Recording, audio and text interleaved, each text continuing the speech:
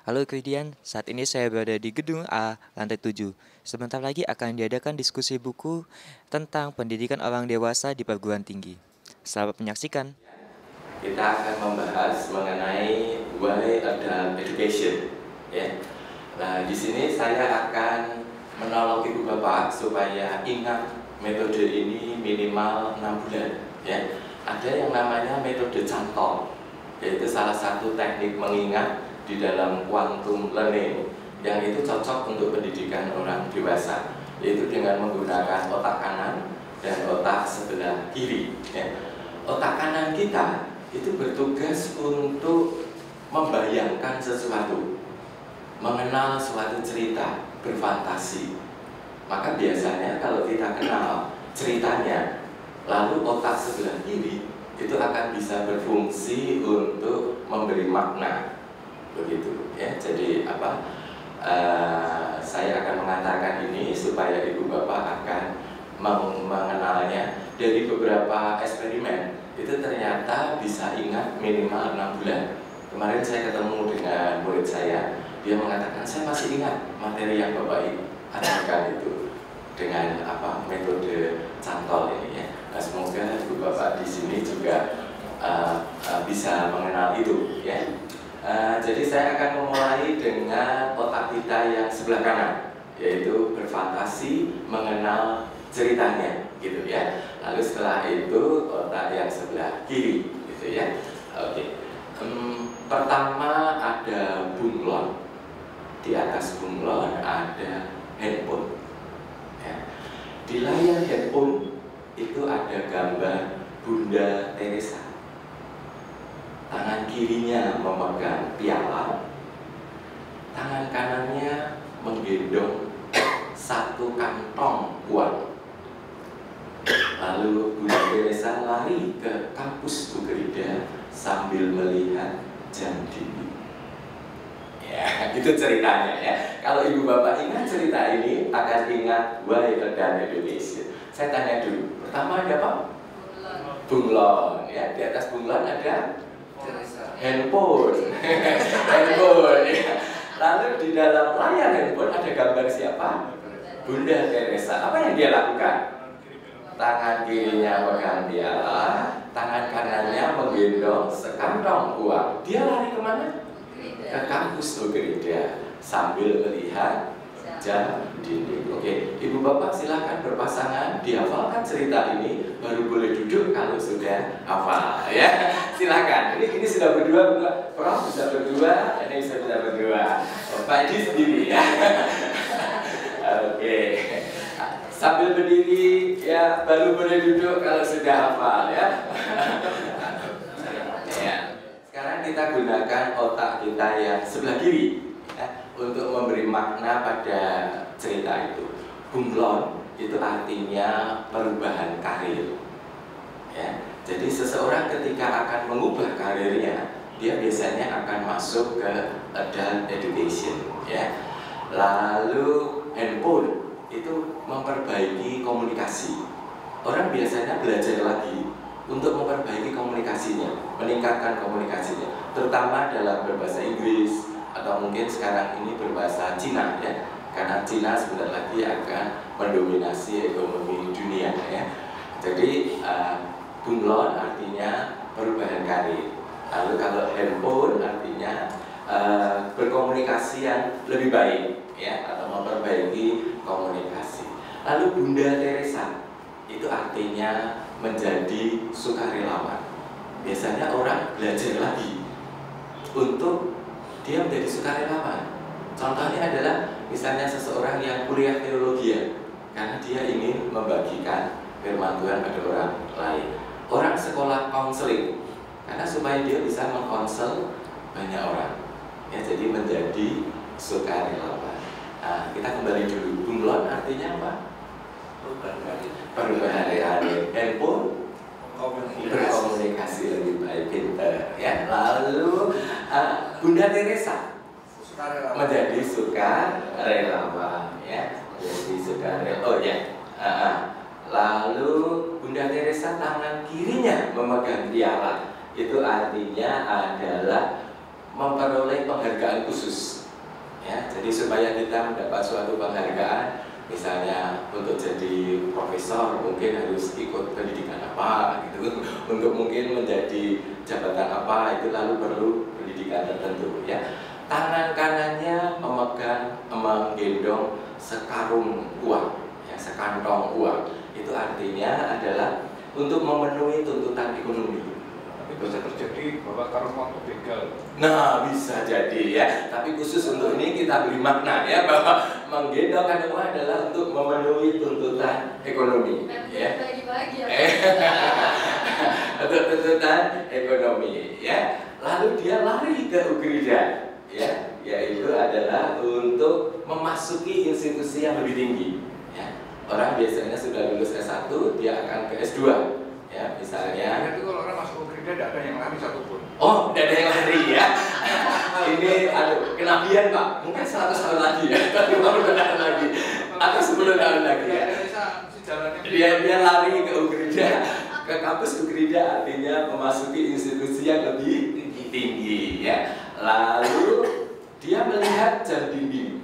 Jam dinding artinya mengisi waktu luang. Ada orang yang sekolah lagi untuk mengisi waktu luang ya. Kalau kita ulangi dari awal ya, bahwa bunglon artinya perubahan karir ya, handphone komunikasi yang lebih baik. Bunda Teresa menjadi sukarelawan. Tangan kirinya memegang piala. Piala artinya penghargaan, untuk memperoleh penghargaan. Lalu tangan kanannya menggendong sekantong uang. Kebutuhan ekonomi. Memenuhi tuntutan kebutuhan ekonomi. Lalu dia lari ke kampus Ugrida. Kampus Ugrida ya, memasuki institusi yang lebih tinggi. Dia melihat ke jam dinding, menggunakan waktu luang. Ya silakan ngomong lagi 1 menit dengan temannya ya, untuk dihafal begitu ya, supaya bisa dibawa pulang dengan lebih baik ya. Di atasnya terus ada lebar terasa di tangan ada batuan.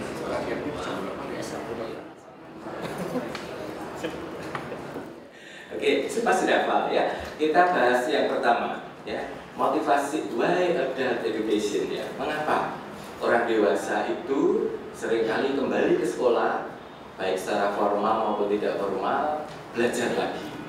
Nah, kira-kira ada 7 kelompok motivasi itu ya. Ya, yang pertama adalah karena dia mengalami perubahan karir. Ya, misalnya seorang konselor tertarik untuk menjadi pendeta, lalu dia perlu sekolah teologi atau sebaliknya ya. Pendeta-pendeta yang tertarik untuk menjadi konselor, dia akan sekolah lagi psikologi counseling ya, semacam itu. Atau mungkin setelah jadi pendeta dia merasakan enak sekali, dia perlu belajar manajemen misalnya, nah, lalu dia ambil doktor manajemen. Jadi perubahan karir, dan tiap karir itu membutuhkan pendidikan khusus ya. Misalnya untuk menjadi konselor perlu ikut pendidikan profesi konselor.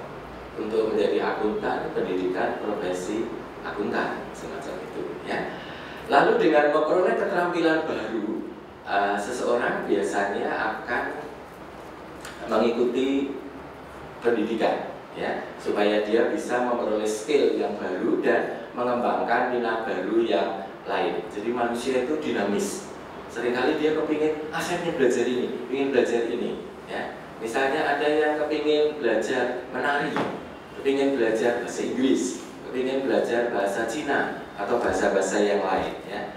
Lalu juga biasanya mereka tertarik mengikuti pendidikan orang dewasa untuk memperbarui dan meningkatkan keterampilan untuk kerja masa kini ya. Sekarang ini teknologi berkembang dengan canggih sekali, maka orang perlu pelatihan, perlu pendidikan supaya bisa mengikuti teknologi itu ya.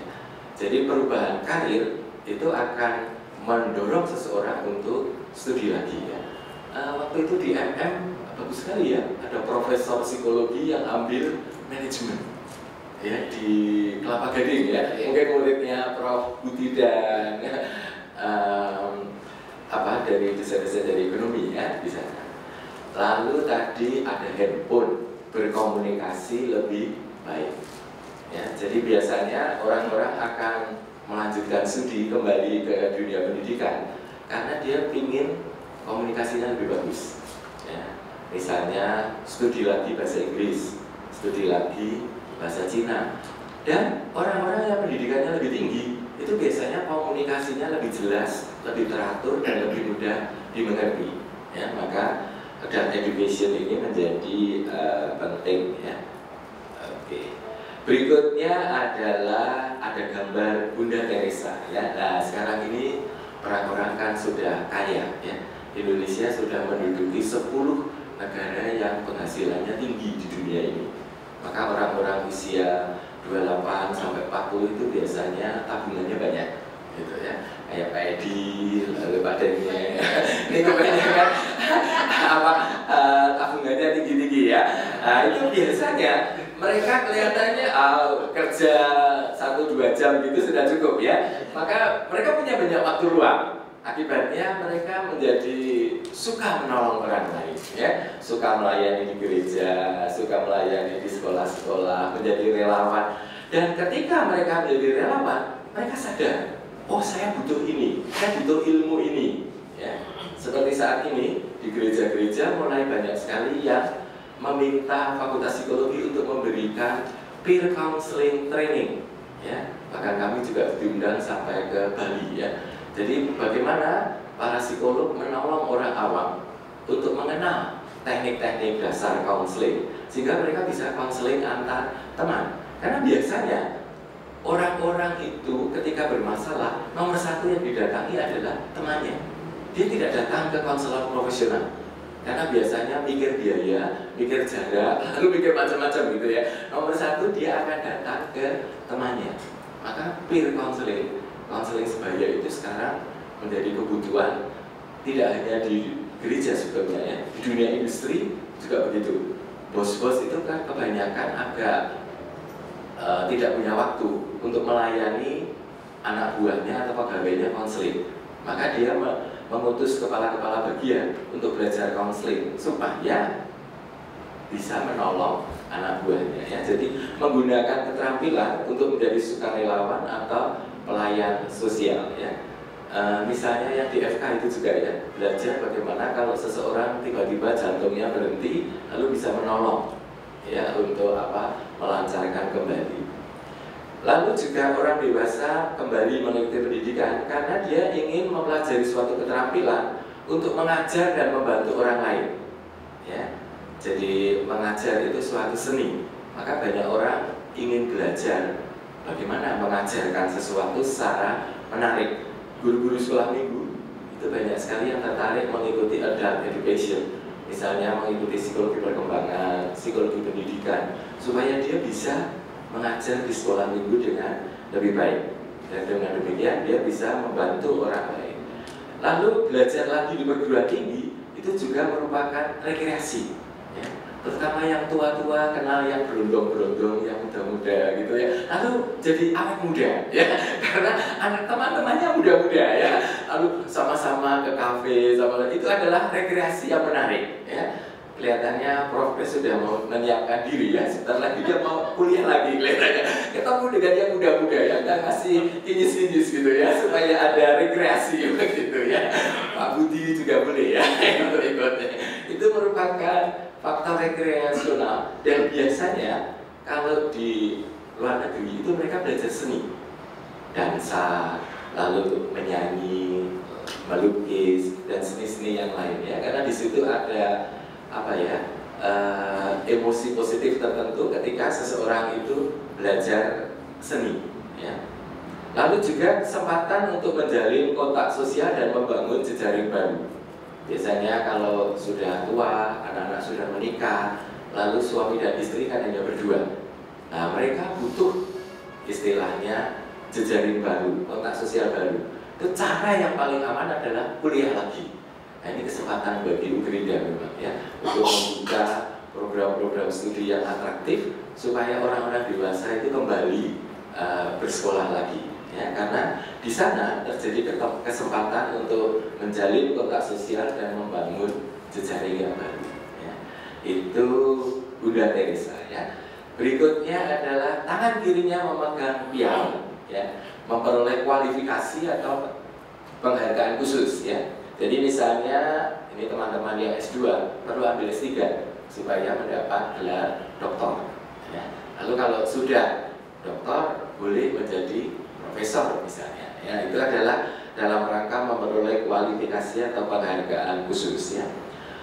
Lalu tangan kanannya menggendong sekantong uang. Ya. Sekantong uang itu artinya untuk memenuhi tuntutan kebutuhan ekonomi sebagai pegawai.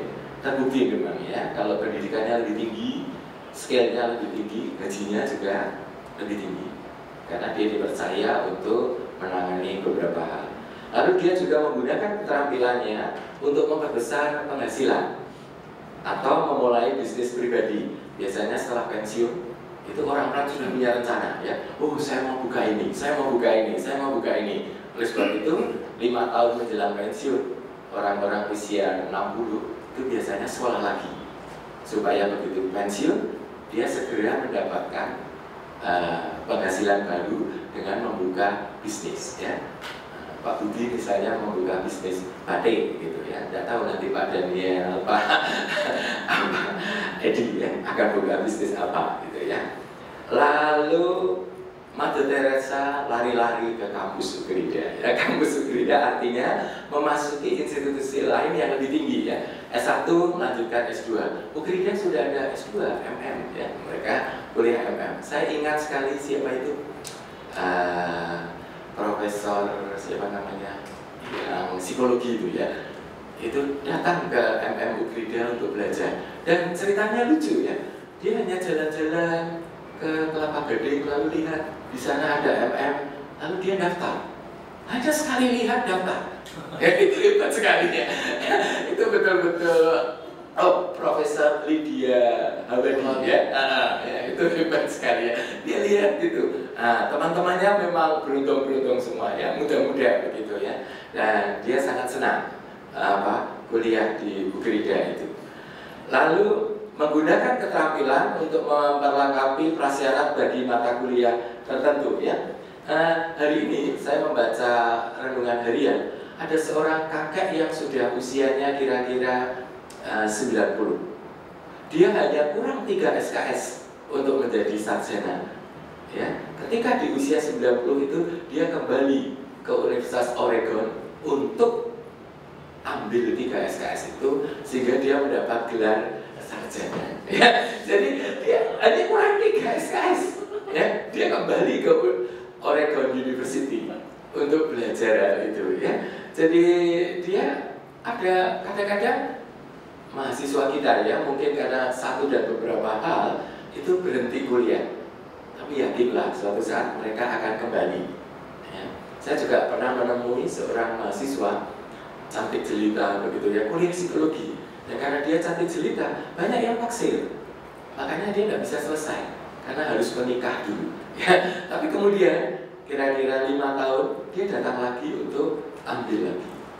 Nah, itu karena ini ya. Jadi ada keterampilan atau mata kuliah tertentu yang perlu diselesaikan.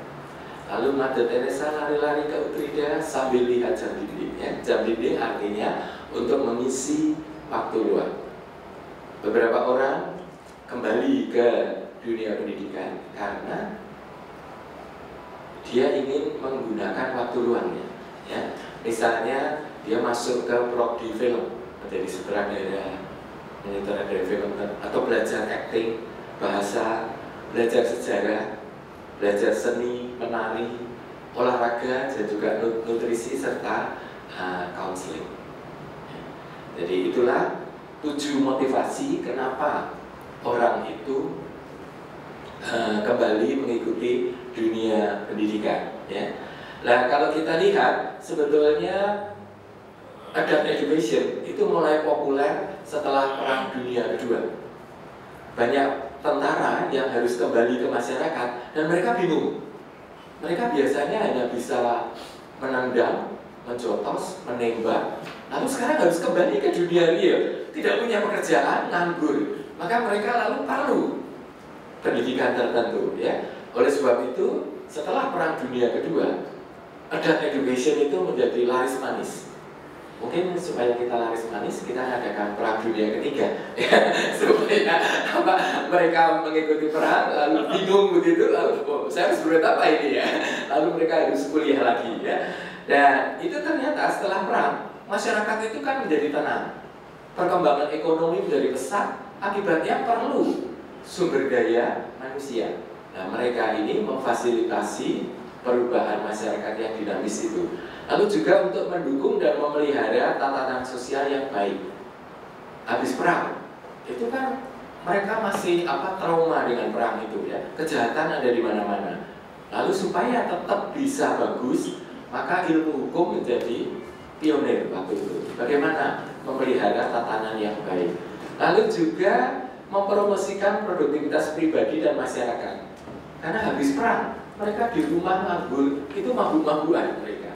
Lalu supaya tidak mabuk-mabukan, itu dianjurkan untuk sekolah lagi, ya. Lalu juga memperkuat pengembangan pribadi. Lalu faktor yang kedua selain Perang Dunia Kedua adalah feminisme. Wanita-wanita itu setara dengan pria sekarang. Oleh sebab itu, wanita menjadi sangat antusias untuk melanjutkan studi, ya. Dan mereka mulai kuliah S1, S2, dan S3. Dan sekarang sudah jelas, ya. Coba nanti kita amati wisuda bulan Mei. Saya mengamati hampir setiap kali wisudawan terbaik adalah wanita. Dan lebih banyak wanita daripada prianya. Nah, ini feminisme menjadi kuat sekali, ya. Dan suatu saat kelihatannya rektor, pimpinan perusahaan itu wanita juga. Dan mereka akan betul-betul mendominasi, ya, karena mereka betul-betul menunjukkan minat yang tinggi untuk meniti karir profesional. Maka mereka harus kembali ke dunia. Nah, seperti misalnya Prof Yu ini, ya, salah satu wanita yang karirnya sudah puncak begitu, ya. Karena feminisme setelah Perang Dunia Kedua, feminisme itu menjadi meningkat gitu, ya. Wanita-wanita, kesetaraan gender memotivasi untuk menempuh dunia pendidikan dan menikmati karir setinggi mungkin, ya. Lalu juga terjadi perubahan dari era industri menjadi era teknologi. Akibatnya orang harus belajar teknologi. Maka orang dewasa mulai kembali ke kampus untuk belajar lagi, ya.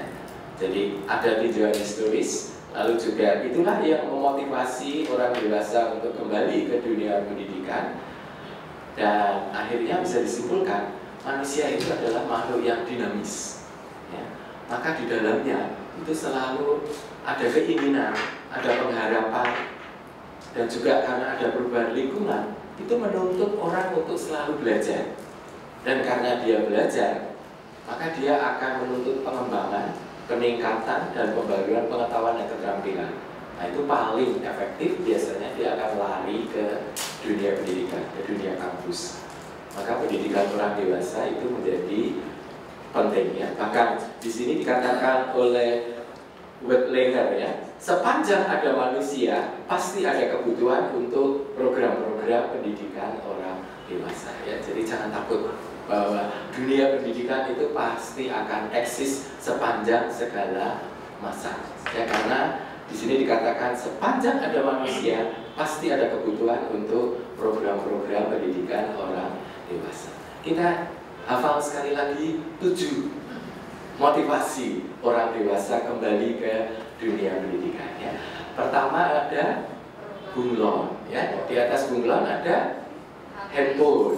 Di layar handphone ada gambar Bunda Teresa. Bunda Teresa tangan kirinya memegang piala, tangan kanannya menggendong sekantong uang, ya. Dia lari kemana? Ke kampus Ugrida sambil melihat jam dinding. Artinya apa? Bunglon artinya apa?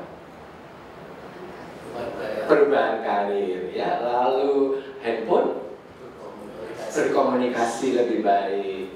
Mother Teresa atau Bunda Teresa menjadi sukarelawan. Lalu tangan kirinya memegang piala. untuk memperoleh penghargaan khusus. Tangan kanannya menggendong sekantong uang memenuhi tuntutan kebutuhan ekonomi. Dia lari ke kampus Ugrida, pendidikan yang lebih tinggi sambil melihat jam dinding untuk mengisi waktu luang. Ya, Profes silakan minggu depan dites. Kalau mereka semua bisa, berarti metode cantol ini efektif untuk adult education. Ya. Ada doorpress-nya. Selamat pagi Ibu dan Bapak sekalian. Doorpress-nya baca buku lagi kan? Oh iya, baca lagi ya. Saya kembali ini langsung diskusi atau saya berhenti dulu lalu pembicara berikutnya. Oh iya, saya persilahkan Ibu Bapak untuk cerita kepada temannya apa yang sudah diketahui hari ini, lalu ingin tahu lebih lanjut tentang apa. Ya, ceritakan yang sudah diketahui, lalu ingin tahu lebih lanjut tentang apa. Waktunya 3 menit mulai sekarang. Silakan. Orang dewasa kembali lagi belajar seperti tadi, salah satunya adalah mereka. Gerida dan Jawa. Untuk S2, S3 mungkin cocok dengan apa yang Bapak ceritakan ini atau diceritakan oleh Wodlinger ini. Tetapi untuk S1 itu kan kebanyakan dari SMA, sehingga dan mereka pada usia-usia yang menurut saya loh ya, ini tolong dikoreksi psikolog ini lebih paham ya. Mereka tuh masih dalam peralihan antara remaja dan dewasa. Sehingga kalau kita bicara soal pendidikan perguruan tinggi, yang kita hadapi itu mayoritas adalah mahasiswa S1 yang masih mungkin kalau bahasa Jawanya kemampu ya, kan setengah mateng gitu ya. Sehingga motif-motif ini semuanya ini mungkin belum terlalu tepat untuk mereka gitu ya. Juga metode-metode mengajar mereka dan sebagainya, bagaimana kita mengenali kepribadiannya, learning styles dan sebagainya itu mungkin mereka itu sedang bertumbuh gitu ya. Sehingga saya merasa bahwa buku yang disajikan oleh Wodlinger ini mungkin lebih tepat untuk S2, S3 atau kursus-kursus ya. Kursus-kursus kan misalnya belajar seni itu kan mungkin tidak ngejar ijazahnya, dia ngejar bisanya gitu. Dia mungkin ada seorang ibu yang umur 40-50 yang tiba-tiba ingin bisa melukis gitu kan, dia belajar melukis, dia tidak perlu ijazahnya tapi lebih penting bagi dia bisa melukisnya itu gitu kan. Jadi seperti itu yang menjadi pertanyaan bagi saya. Ini mungkin bisa didiskusikan gitu. Memang belum banyak adult dalam arti orang-orang dewasa yang kembali ke kampus, sehingga kampus itu mayoritas adalah usia-usia remaja akhir atau dewasa awal, ya, usia-usia sekitar 18 sampai 21 tahun. Mayoritas atau hampir 90%. Seperti misalnya di psikologi, itu hanya ada satu yang ada, dua ya yang ada, yaitu Bu Melani, itu usianya sudah 56 tahun. Dia sekarang sekolah psikologi. Ya. Itu motivasinya adalah dia konselor, Pak. Dia konselor di gereja Santa Maria atau apa begitu. Lalu dia merasa bahwa ilmu konselingnya itu sudah mentok. Makanya dia harus jadi konselor. Dia masuk ke psikologi, lalu nanti ini 2 tahun lagi lulus, dia mau ambil pendidikan profesi psikolog. Lalu dia pensiun karena usianya 60. Tapi ternyata memang ada motif yang lain. Anak-anaknya itu satu sekolah di Finlandia, satu sekolah di Jepang gitu. Mereka sama-sama studi, lalu seringkali kayak bersaing gitu. Mama IP-nya berapa? 3,4. Oh, saya 3,8. Jadi dia ini kalah ini sekarang. Makanya dia rajin belajar supaya IP-nya lebih tinggi. Memang ada motivasi yang lain ya. Jadi memang apa yang kita amati sekarang, kebanyakan mahasiswa memang masih muda-muda. Tapi suatu saat dengan meningkatnya ekonomi itu akan banyak yang ada. Contohnya adalah guru-guru itu sekarang mendapat tunjangan profesi 1.500.000 setiap bulan. Akibatnya mereka bisa apply S2. Ya, jadi saya lihat mahasiswa S2 itu sekarang kebanyakan guru-guru. Bahkan di Surabaya, salah satu perguruan tinggi itu khusus 40 orang. Itu dari satu sekolah. Mereka sekolah di universitas itu untuk ambil pendidikan psikologi yang sains. Ya, jadi apa? Memang fenomena ini masih langka. Ya, jadi orang yang istilahnya usianya di atas 45 atau 50 ambil S1 itu jumlahnya masih bisa dihitung dengan jari. Tetapi suatu saat nampaknya akan, ya mungkin kalau yang berondong-berondong itu 80%, mungkin ya manula-manula itu ada 20% begitu ya. Jadi apa? Memang motivasinya nampaknya juga bermacam-macam. Saya lihat anak-anak S1 itu memang motivasinya adalah sekantong uang tadi, bahwa dia untuk memenuhi tuntutan ekonomi, lalu dia sekolah lagi supaya bisa mendapat gaji yang lebih tinggi ya. Saya kalau tanya anak-anak, berapa gajimu? 4 juta. Tapi kalau lulusan SMA katanya hanya 2 juta. Nah, ini kan sudah tingkatan lebih tinggi ya, semacam itu ya. Jadi memang fenomenanya yang ada, terutama yang tengah baya ya, yang usianya sekitar 45 sampai 59 itu sedikit, ya mungkin hanya 1-2. Tetapi kalau suatu saat akan jadi banyak ya. Lalu metode Cantol itu bisa dibaca di dalam bukunya Bobby De Potter, Quantum Learning ya. Bobby De Potter itu mengarang buku yang namanya Quantum Learning. Di situ ada metode Cantol atau asosiasi ya. Nah, ini untuk ceramah-ceramah itu menarik ya. Karena mereka kan pulang dari ceramah ingin dapat sesuatu, minimal bunglon tadi ya. Apakah bunglon? Ada HP dengan standar seperti itu. Lalu orang jadi hafal gitu ya. Baca saja buku Quantum Learning dari Bobby De Potter. Nah, ya. Lalu tadi Prof. Budi mengatakan kepemimpinan wanita. Betul, Prof. Sekarang ini banyak sekali pemimpin-pemimpin itu yang wanita, dan mereka pintar memang, ya, mengelola dengan baik. Dan wisudawan terbaik kebanyakan kan wanita. Lalu otomatis karena dia wisudawan terbaik, dia diterima di suatu institusi, dan karena dia pintar, karirnya kan melejit begitu, ya. Dan suatu saat memang ada yang mengatakan abad 21 ini abad wanita. Ya, wanita-wanita menunjukkan kompetensinya. Lalu juga memang kan yang tekun belajar biasanya wanita, ya. Mereka rela menyediakan waktunya untuk duduk berlama-lama, membaca, menulis, mengerjakan tugas, gitu ya.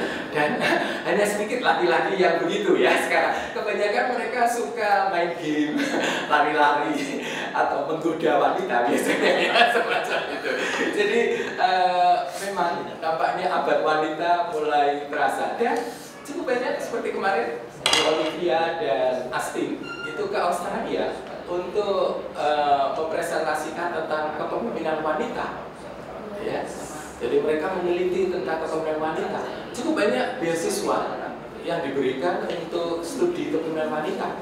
Salah satu teman dari Semarang itu ke Amerika, ke Jepang, hampir selama masing-masing di negara itu 1 tahun untuk melakukan kajian kepemimpinan wanita. Ya, jadi memang kelihatannya kaum wanita akan berjaya, semacam itu. Ya, Jadi nanti Frida akan berubah menjadi woman university.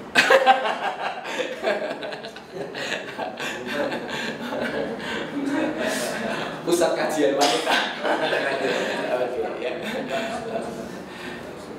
Ada lagi mungkin yang ingin didiskusikan? Silakan. Ibu Bapak mungkin apa yang sudah diketahui dan ingin tahu lebih lanjut kita bahas bersama ya. Juga mungkin silakan dari jawaban-jawaban tadi ingin menambahkan atau namanya kan diskusi tuh. Jadi kan Bapak tadi mengatakan bahwa sekarang memang belum banyak ada learners gitu ya di perguruan tinggi, tapi ke depan mungkin banyak. Nah, itu khususnya lagi di Ugrida.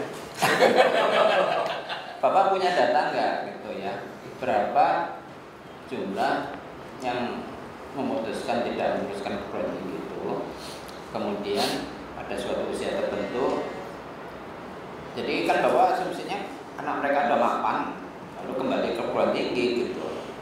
Nah, yang lulusan SMA ini berapa yang jadi mapan? Berapa persen yang jadi mapan? Mungkin pada awal karirnya hanya yang jadi misalnya dia satpam misalnya gitu ya. Kemudian setelah sekian tahun ada yang melejit jadi pemilik perusahaan, security dan sebagainya, Intel misalnya gitu, Intel pribadi. Tapi berapa persen? Mungkin hanya 1-2% gitu ya. Sehingga sebagian besar itu tetap nggak mampu untuk kuliah lagi. Nah, itu mungkin suatu perbedaan dengan di luar negeri. Mungkin di luar negeri mungkin kesejahteraannya lebih tinggi dan sebagainya. Terus yang kedua, de facto bahwa di Indonesia itu untuk melanjutkan perguruan tinggi ijazah SMA tadi dibahas sama Prof. Ini lakunya berapa tahun? Tahu saya untuk daftar di SNMPTN itu maksimal usia ijazahnya 4 tahun. Kalau lebih tua dari 4 tahun, makanya saya tadi terkejut itu di psikologi ada yang usia 50 tahun jadi mahasiswa S1 itu. Apakah PTS itu berbeda gitu? Jadi ketentuan untuk PTS saya sudah nggak ngikutin lagi undang-undang Pak. Jadi apakah undang-undang membebaskan tahun ijazah itu? Apakah itu hanya berlaku untuk PTN? Gitu. Tapi perhatian di Indonesia, misalnya aja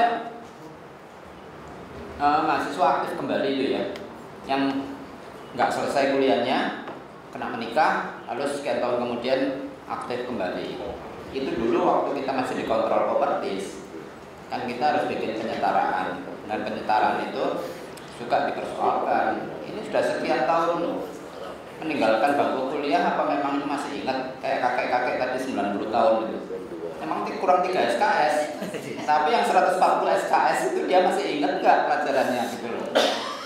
Jadi itu apa di Indonesia mungkin konteksnya itu lebih complicated gitu. Nggak tahu kalau di luar negeri saya nggak punya pengalaman. Pak Sanjaya tadi waktu Bapak minta kita kembali menceritakan soal bunglon dengan mitra kita, pengalaman saya itu tersendat-sendat Pak waktu pertama Bapak minta. Bahkan terpaksa ada Pak Andre yang meluruskan ceritanya sehingga saya bisa kembali mengulang. Tapi yang menarik Bapak, setelah Bapak memberikan makna dari setiap objek-objek itu, dengan mudah kita bisa menceritakan ulang Pak. Nah itu terus terang buat saya itu menarik. Mungkin Bapak sebagai orang psikologi bisa menjelaskan mengapa bisa begitu Pak. Tadinya tersendat-sendat, begitu diberi pemaknaan dan cerita itu diulang, kita bisa lebih lancar. Terima kasih Pak. Saya menduga ya, Bapak ini kan ilmunya eksakta toh. Kebanyakan yang sering digunakan otak sebelah kiri. Maka ketika distimulasi otak yang sebelah kanan, orang yang sebelah kanan itu kaget. Oh. Biasanya jarang distimulasi, sekarang distimulasi, maka kesendat-sendat. Tapi begitu ternyata stimulasinya lancar, akhirnya jadi bagus gitu ya. Orang-orang eksakta lalu dari teknik itu kan kebanyakan menggunakan hitung-hitungan, angka-angka itu biasanya dia menggunakan otaknya sebelah kiri, sehingga otak sebelah kanan jarang distimulasi.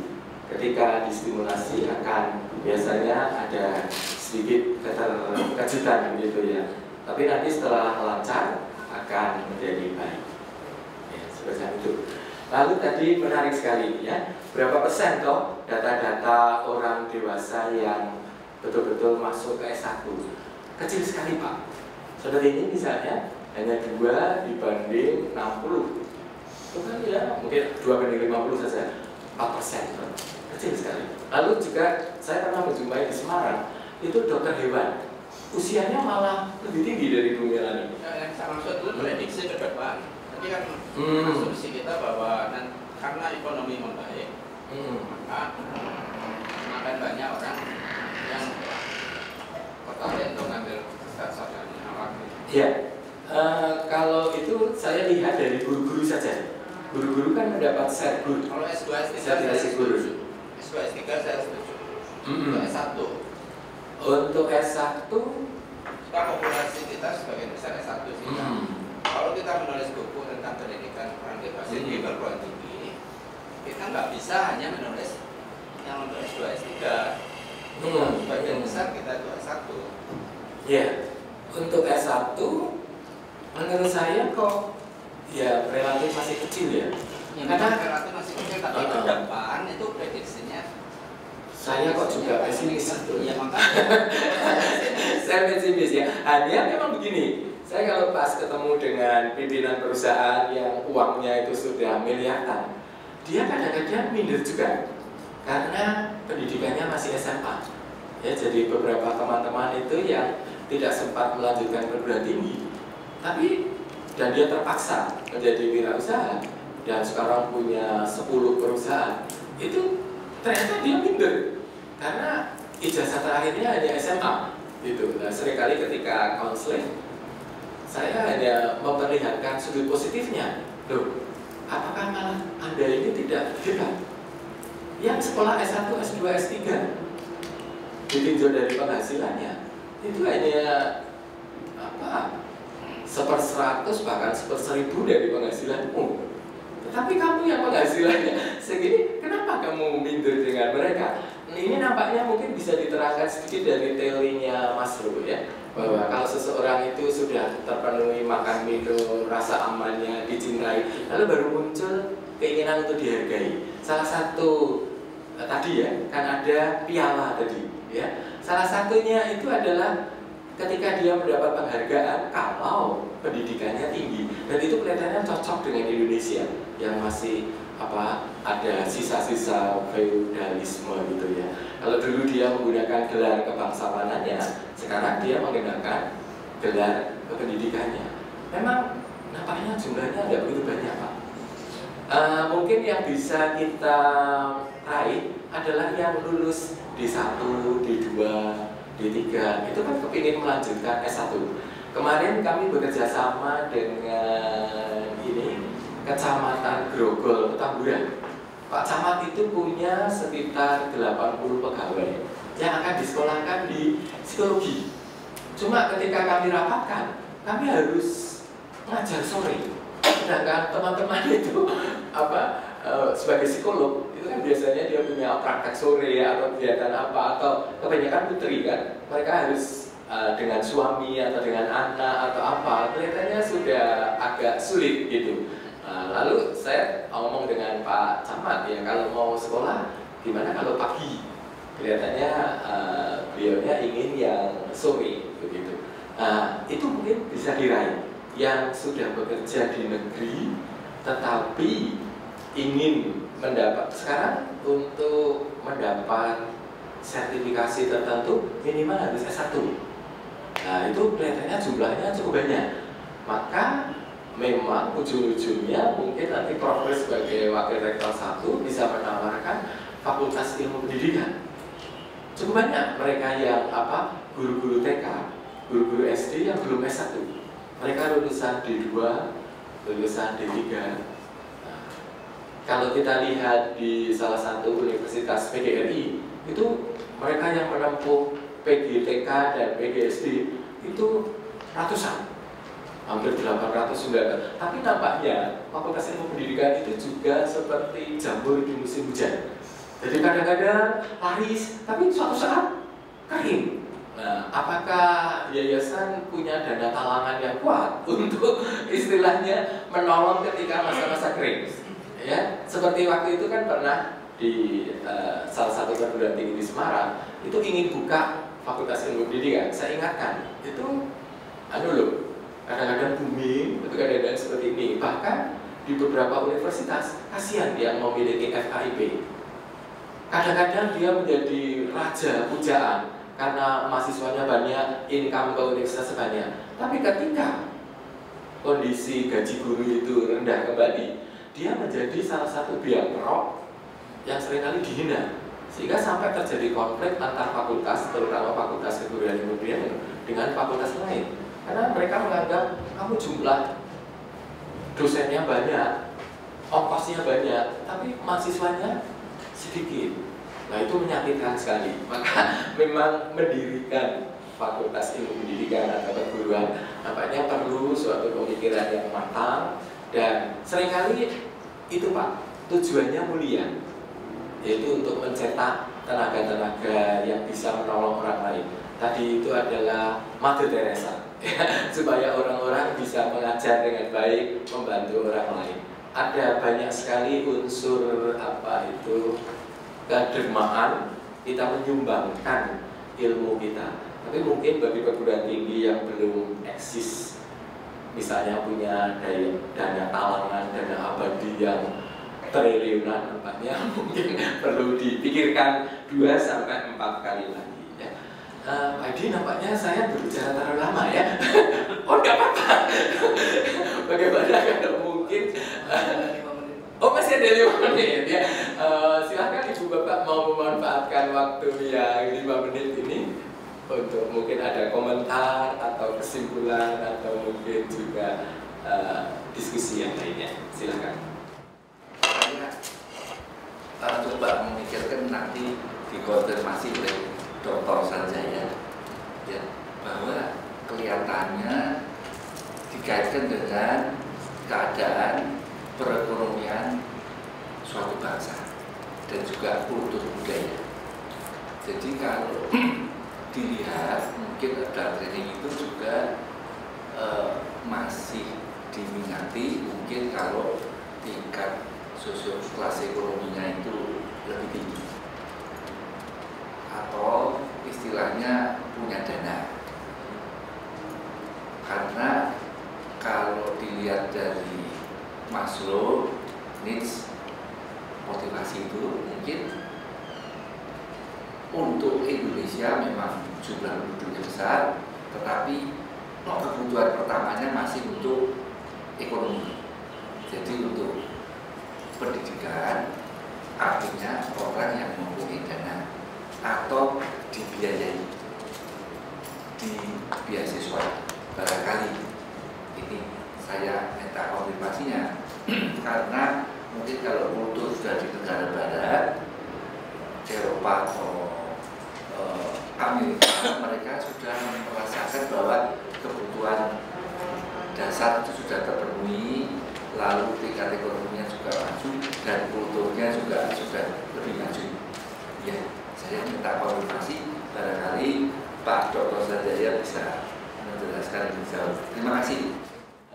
Jadi apa? 3 negara itu Jepang, Korea, dan Cina. Kalau Cina mungkin tradisinya lebih lama ya, Korea juga. Tapi yang paling jelas sama-sama bangkrut di tahun 1945. Artinya Indonesia merdeka, lalu Jepang itu kalah perang, akibatnya dia mulai gitu ya. Tapi ternyata sekarang perkembangannya nampaknya partisipasi pendidikan lebih tinggi di Jepang. Ya. Yang saya tahu adalah waktu itu Jepang itu langsung menyeleksi remaja-remaja berbakat, lalu dia kirim ke Amerika, Eropa, lalu mereka setelah 5 tahun kembali untuk membangun Jepang. Lalu perekonomian mereka menjadi meningkat sekali dan sekarang menjadi raksasa ekonomi dunia. Jepang salah satu yang kuat ekonominya. Tapi Indonesia juga masuk Pak, dua-duanya masuk 10 besar. Indonesia ranking 10, Jepang kelihatannya ranking 7 atau 6. Jadi tapi masing-masing masih 10. Kalau seseorang itu senang belajar, itu nampaknya faktor experience juga berpengaruh Pak. Ketika dia mengalami bahwa belajar itu menyenangkan, lalu belajar itu mengasihkan. Kami seringkali menggunakan istilah orgasme kognitif. Ketika orang belajar itu mengalami orgasme, enak, nikmat gitu ya. Apalagi kemarin kami ada tamu dari New Zealand ya. Dia yang menjelaskan kualitatif riset itu betul-betul menyenangkan. Kami semua sampai melongo gitu. Dan itu ternyata berdampak. Kami kalau diskusi itu asik gitu ya. Nah ketika mengalami keasikan seperti itu, hukum psikologisnya akan cenderung nagih gitu, diulang. Kita minta mengulangi. Kita ingin merindukan perasaan kita diskusi dengan hangat, menarik, lalu kita merasa betul-betul ekstasi gitu ya, melayang gitu, kita seneng. Orang-orang seperti itu biasanya akan rindu ke kampus, dan itu biasanya orang seperti itu jadi dosen karena dia senang sekali belajar, senang berbagi ilmu pengetahuan, senang memperoleh sesuatu yang baru, dan tak henti-hentinya dia akan memperbaiki diri. Maka ketika ditawari apalagi beasiswa, oh kamu sekolah lagi, yes, sekolah lagi, yes, gitu. Meskipun usia sudah 50-60, tetapi beberapa orang yang mengalami pengalaman negatif di sekolah itu nampaknya SMA sudah cukup, S1 sudah cukup, yang penting satu kantong uang. Karena ada beberapa anak yang mengalami trauma ketika dia di dunia pendidikan, diucapkan goblok, diucapkan seperti ini gitu, dan dia gagal terus menerus, tapi tidak ada yang memotivasi. Nah, pengalaman-pengalaman seperti ini nampaknya akan menghalangi dia untuk tidak mau mengikuti adult education. Ya, jadi manusia itu sekali lagi kompleks dan dinamis sekali. Ya, tapi kita juga yakin pasti ada perubahan lingkungan, ada perubahan dalam diri orang itu, maka pendidikan juga akan berlanjut. Ya. Oke, Ibu Bapak, terima kasih untuk diskusinya. Waktu dan tempat saya kembalikan kepada Pak Edi. Ya. Selamat pagi. Di bab pertama itu dijelaskan tentang competent learners. Competent learner. Jadi kalau kita lihat ini ada 4 ciri dari pembelajar yang memang kompeten, yang punya kriteria untuk benar-benar menjadi pembelajar. Jadi yang pertama, competent learners knows how to learn. Jadi tahu bagaimana cara belajar. Jadi ini dalam rangka diskusi ini berapa buku sudah dibeli ya? 5 kalau tidak salah tentang adult education. Ini buku yang pertama kali datang, tinggal ini kemudian dikopi dulu dan didiskusikan gitu. Tapi sebenarnya di perpustakaan ada beberapa buku yang lain. Nah, halaman 16. Jadi yang kedua, competent learners itu ya dia harus melihat bahwa proses belajar itu adalah sesuatu yang menyenangkan. Seperti yang tadi terakhir dijelaskan oleh Pak Sanjaya. Jadi kalau kita belajar sesuatu, mau nulis artikel, mau apa, harus dengan hati yang senang. Kalau enggak, itu malah penderitaan. Jadi kita harus menyenangi apa yang dipelajari. Yang ketiga, competent learners enjoy taking risk. Ada risiko. Ya, mungkin kalau nulis buku, ada yang mau nyetak buku itu, kan gitu, misalnya. Atau sudah presentasi seperti ini, sudah belajar, saya juga ini bukan bidang saya, tapi saya juga pengen belajar ini karena kita hidup di dunia orang dewasa, tapi mungkin ini tidak ada honornya ya Pak, tidak ada. Padahal yang lain kadang-kadang kalau saya hanya duduk-duduk, saya malah dapat honor. Jadi oke, itu resiko. Kita ya kalau ada penghargaan kita bersyukur, tidak ada pun kita juga harus bersyukur. Jadi tidak dengan motivasi yang mungkin harus dipenuhi gitu. Kadang-kadang ada risikonya. Sudah ambil gelar S2, S3 terus di tengah-tengah merasa nggak cocok atau apa, ya itu ada risiko gitu. Tapi itu dilakukan. Enjoy taking risk. Terus yang keempat, reflektif. Saya Pak Sanjaya sudah menyampaikan dengan baik, jadi dengan contoh-contoh tadi kemudian kita reflektif kan, terakhir kita merefleksikan apa yang telah dipelajari. Itu yang pertama. Yang kedua, itu poin yang penting ada self motivated learners. Jadi seorang pembelajar itu dia harus tahu needs dan wants, apa yang diperlukan dan apa yang dia inginkan. Yang diinginkan belum tentu yang dia perlukan, yang diinginkan belum tentu menjadi kebutuhan gitu ya. Tapi yang dibutuhkan belum tentu bisa menjadi keinginan. Jadi ini seseorang harus sadar akan dua hal ini dan kemudian harus fokus. Jadi walaupun mungkin belajar apa atau apa, tapi tentunya harus ada fokus apa yang mau dia pelajari. Berikutnya ini ada blocks. Berikutnya itu ada self directed learner. Jadi ada self-motivated learner, ada self-directed learner. Apa bedanya? Motivated learner dengan directed learner. Kalau directed learner itu dia dalam rangka belajar dia punya strategi, dia asal ambil gitu saja. Dia punya strategi dan biasa kalau kita punya strategi diskusi dan macam-macam berhenti di strategi kan, tidak di action. Jadi seringkali kita kalau diskusi strategic plan dan macam-macam sudah. Jadi kalau di kantor saya itu dokumen-dokumen strategic plan yang dibuat oleh Ukrida itu ini sebentar saya buangi semua, tapi masih kira-kira ada 1 meter itu. Dari strategic plan, tapi saya lihat bagus isinya, tapi kelihatannya no action, jadi hanya berhenti sampai di di strategi saja. Nah kalau self-directed learner dia itu punya strategi untuk mencapai goalnya, tapi dia juga punya action, gimana cara mencapainya. Nah yang menarik lagi yang berikutnya ada blocks. Kata kuncinya blok. Apa yang memblokir kita, yang menghambat sehingga kita tidak bisa melakukan proses belajar. Ini disebutkan ada 4 hal. Yang pertama situasional. Jadi mungkin tidak punya uang, ya.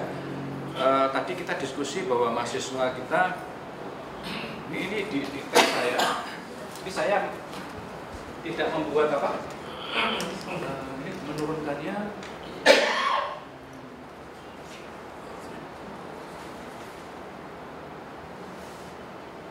Jadi saya gunakan istilah dan atau istilahnya benar atau tidak, tapi saya memang pernah dengar. Jadi ada pendidikan orang usia dini, kanak-kanak, anak, remaja, nah ini ada dewasa muda. Di gereja seringkali ada istilah ini kelompok dewasa muda, ini mungkin mahasiswa, tapi juga ada yang seperti saya sudah harus ikut pendidikan tua. Ini istilah ini mungkin kalau ada istilah lain yang lebih cocok dan lebih lazim atau pembagiannya gimana gitu. Tapi sesungguhnya kalau tadi Pak Dharma bertanya tentang jumlah usia mahasiswa dan seterusnya yang istilahnya dalam bahasa buah tadi mateng tidak, mentah tidak kemampu gitu ya. Tapi kita lihat ya sesungguhnya kita lihat saja kalau kita pulang dari Ukrida ini sekitar jam 9 di mana para pekerja dari CP keluar semua ya, itu sebagian besar orang muda.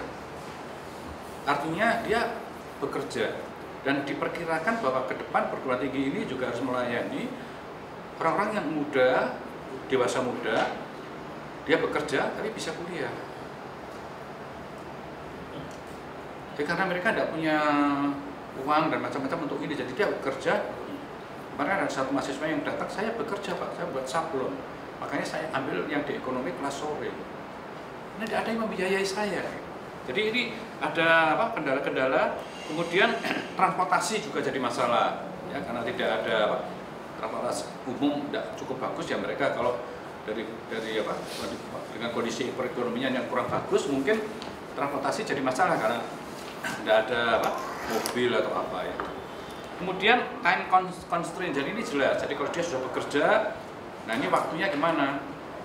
Kan gitu. Dia nggak bebas kan untuk bisa gunakan, makanya salah satu diskusi kita nanti di salah satu babnya itu kan ada e-learning, di mana ini bisa membantu mereka. Yaitu situational barrier. Kemudian ada institutional barrier. Jadi karena jadwal kita disebut di sini inflexible. Jadi kalau schedule kita, jadwal kuliah kita tidak cukup fleksibel, ini agak sulit bagi mereka untuk betul-betul mengikuti. Ini untuk mahasiswa di kita saja susah. Jadwal kita itu begitu sangat rigid gitu.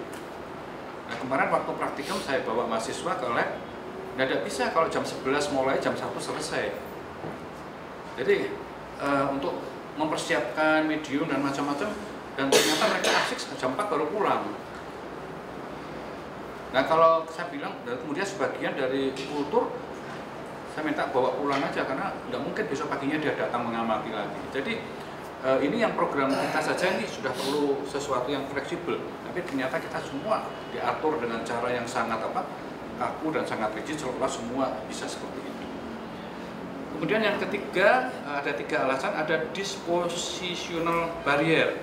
Ya, ini berkenaan dengan value, attitudes, dan self perception about abilities to learn. Jadi ini apa ya? Dispositional ini gimana maksudnya? Jadi mungkin bariernya itu ya sehingga perilaku ya. Saya ini saya saat sekarang ini mengelola kursus jahit di Jogja, di Kulon Progo. Nah, di situ kita lihat bahwa ada orang-orang yang sudah cukup dewasa yang mau belajar itu juga kadang-kadang attitude-nya ini tidak benar-benar mau belajar, dia pokoknya asal ikut saja. Ya. Kemudian juga ada yang ditawari nanti sudah ikut seminggu, sekali, 2 hari, lalu ditinggal. Jadi hal-hal seperti ini menjadi penghalang. Gitu. Nah, yang menarik teman-teman sekalian, ini ada mitos. Ini sudah pernah saya sampaikan, saya rasa di pertemuan yang lalu, tapi karena tidak semua hadir. Ini ada mitos. Apakah orang yang tua itu bisa belajar lebih baik? Gitu kan? Tadi diberi contoh ada yang usia 90 tahun ya. Iya. Tapi saya ambil contoh lagi yang psikologi ini. Kebetulan namanya Rita, yang menemukan neurotransmitter. Usianya sampai 100 tahun ya. Dari Italia, orang Yahudi warga negara Italia. Sekarang sudah meninggal. Tapi waktu dia usia 100 tahun masuk di Kompas diperingatkan.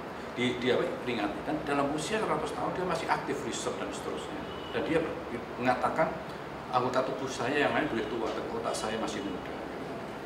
Nah, ini menarik artinya bahwa sesungguhnya kalau kita tidak belajar, menurut saya sih kita akan mengalami deficit thinking. Artinya kita mau baca buku saja malas lah.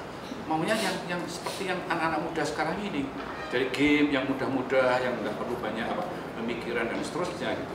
Tapi ini di sini ada 4 hal mitosnya itu. Learning capacity decreases with age. Teman-teman gimana, percaya nggak?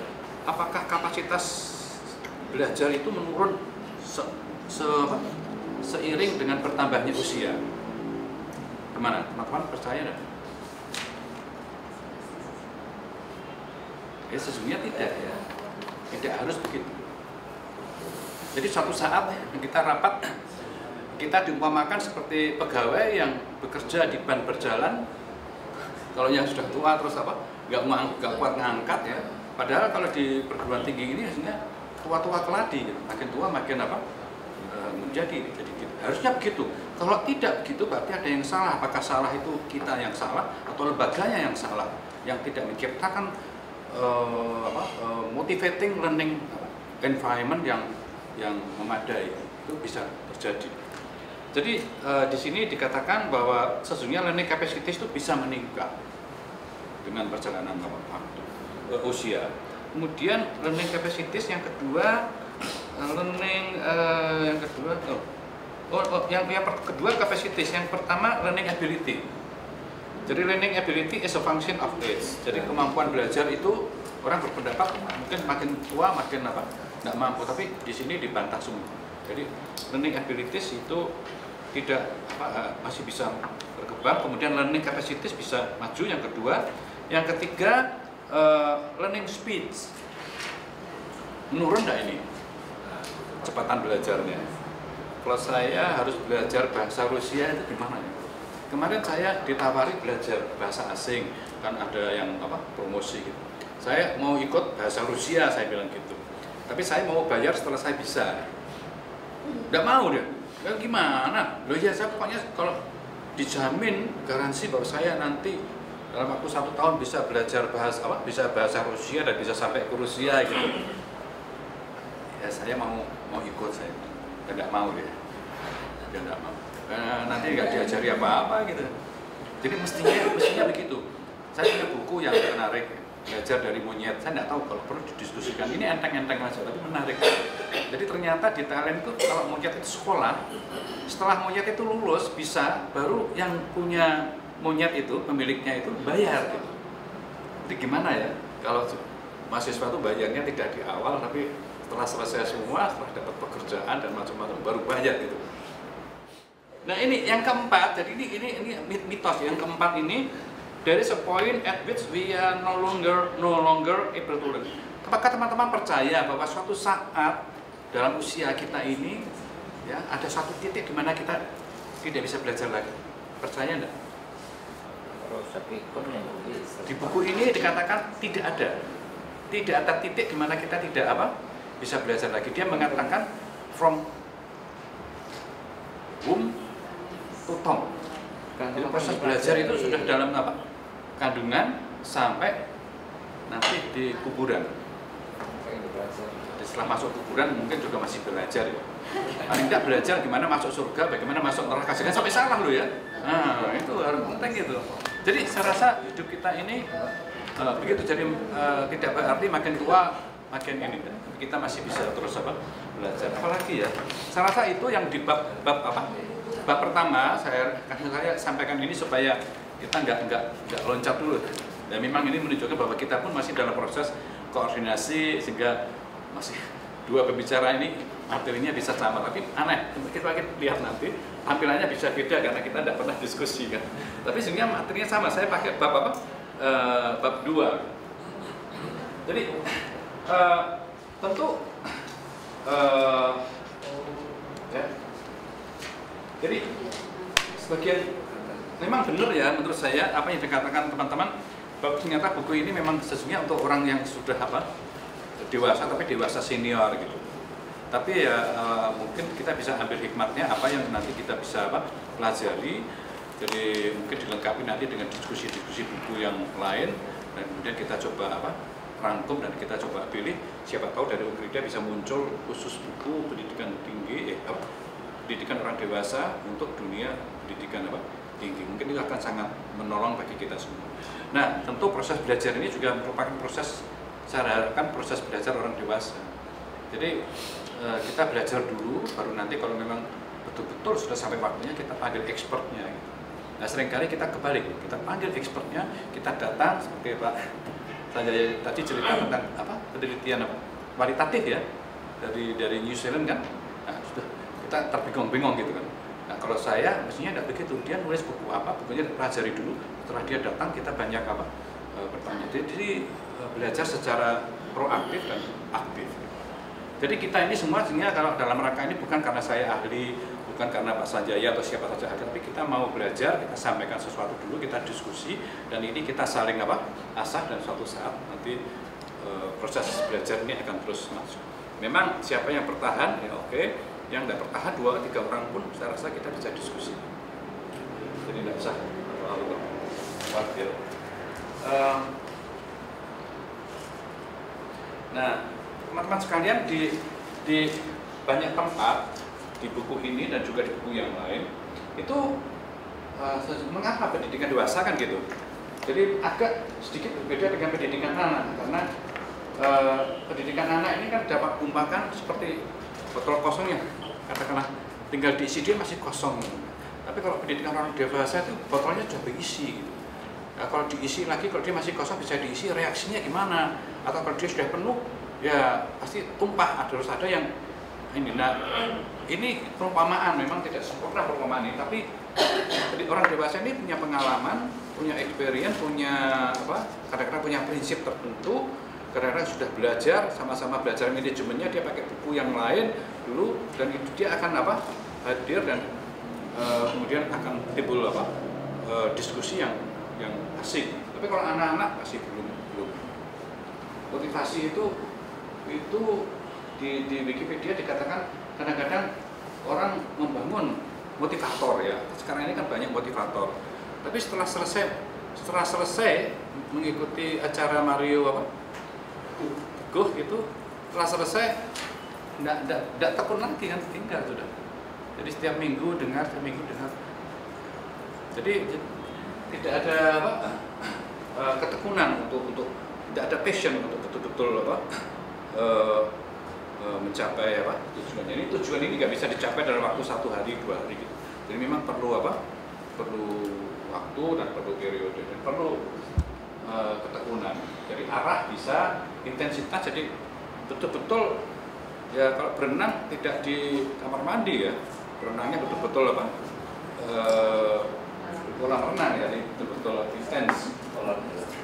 Jadi kalau saya karena tertarik ini, gimana bisa mendukung? Kemarin saya hitung-hitung buku yang tentang adult education ini makin bertambah jadi satu rak sendiri. Jadi semua yang learning coba saya kumpulkan, saya beli kalau ada, lumayan juga, walaupun belum semua saya baca. Tapi sehingga saya merasa bahwa memang dunia pendidikan tinggi ini juga harus semua dosen itu mesti perlu dilengkapi dengan teori-teori dan praktek pembelajaran pendidikan untuk orang dewasa.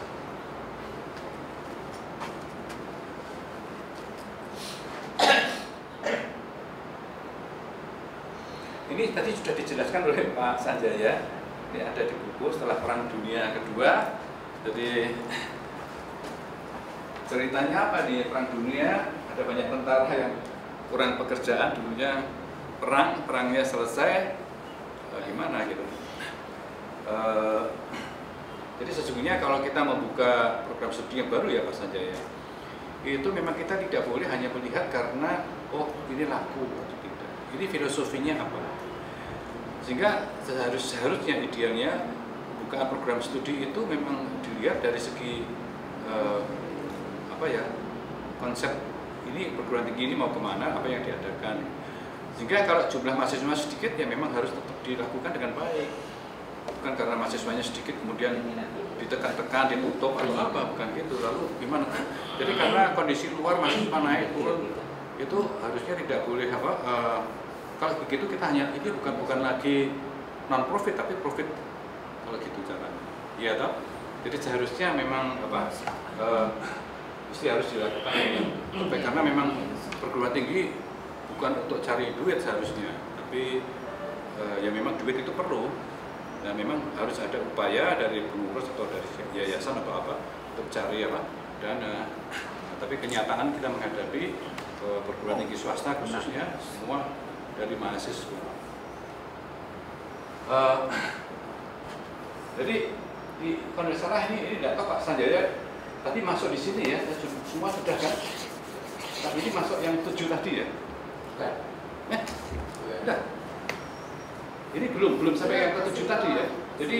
Jadi mengapa mereka sehingga ini tentara tapi juga orang dewasa lainnya, karena kalau tentaranya perang, yang tidak perang ini juga buat makanan, buat senjata, buat apa ini yang supportingnya ini kan juga lalu tidak ada pekerjaan kan. Nah, ini mereka semua mencoba mencari alternatif baru dan kemudian menyesuaikan diri dengan suasana damai tanpa peperangan. Jadi motivasinya itu ya mereka kalau bisa belajar sesuatu dan bisa berperan dalam kehidupan masyarakat yang baru yang damai, mendukung dan menjaga tingkat sosial yang baik supaya ya dia tidak langsung dipensiun kalau tidak ada. Jadi gimana caranya dia bisa bekerja, dan karena pekerjaan itu juga kalau kita pergi kemana-mana kenalan mesti ditanya kan pekerjaan udah apa kan gitu kan. Kalau kita bilang pengangguran itu kan ya gimana ya, shock juga gitu ya. Pekerjaan apa? Pengangguran. Kalau ini yang susah di Indonesia ya, misalnya ada saudara saya, dia ibu rumah tangga, ditanya pekerjaannya apa ibu rumah tangga, itu yang bertanya tidak percaya, apa betul kita tanya 2-3 kali, apa benar dia hanya ibu rumah tangga gitu. Saya kadang-kadang juga mengganggu. Nah ini meningkatkan produktivitas ya tentara-tentara tadi supaya bisa bekerja dengan baik dan meningkatkan pengembangan diri. Nah ini juga sudah dijelaskan Pak Sanjaya. Jadi kalau di buku memang Perang Dunia Kedua ini dapat dikatakan proses pengakhiran gitu ya dari dunia dari abad industri berubah menjadi abad teknologi yang berkembang sampai sekarang ini. Ya. Sejumlah motivasi. Jadi ini di buku dijelaskan ada berapa sejumlah motivasi yang biasa dipakai. Jadi yang pertama yang sekarang ini kita lihat ya, kalau tadi kan mungkin kasus pada tentara ya. Jadi ini beberapa motivasi orang dewasa untuk belajar. Yang pertama memperoleh keterampilan mengembangkan minat baru.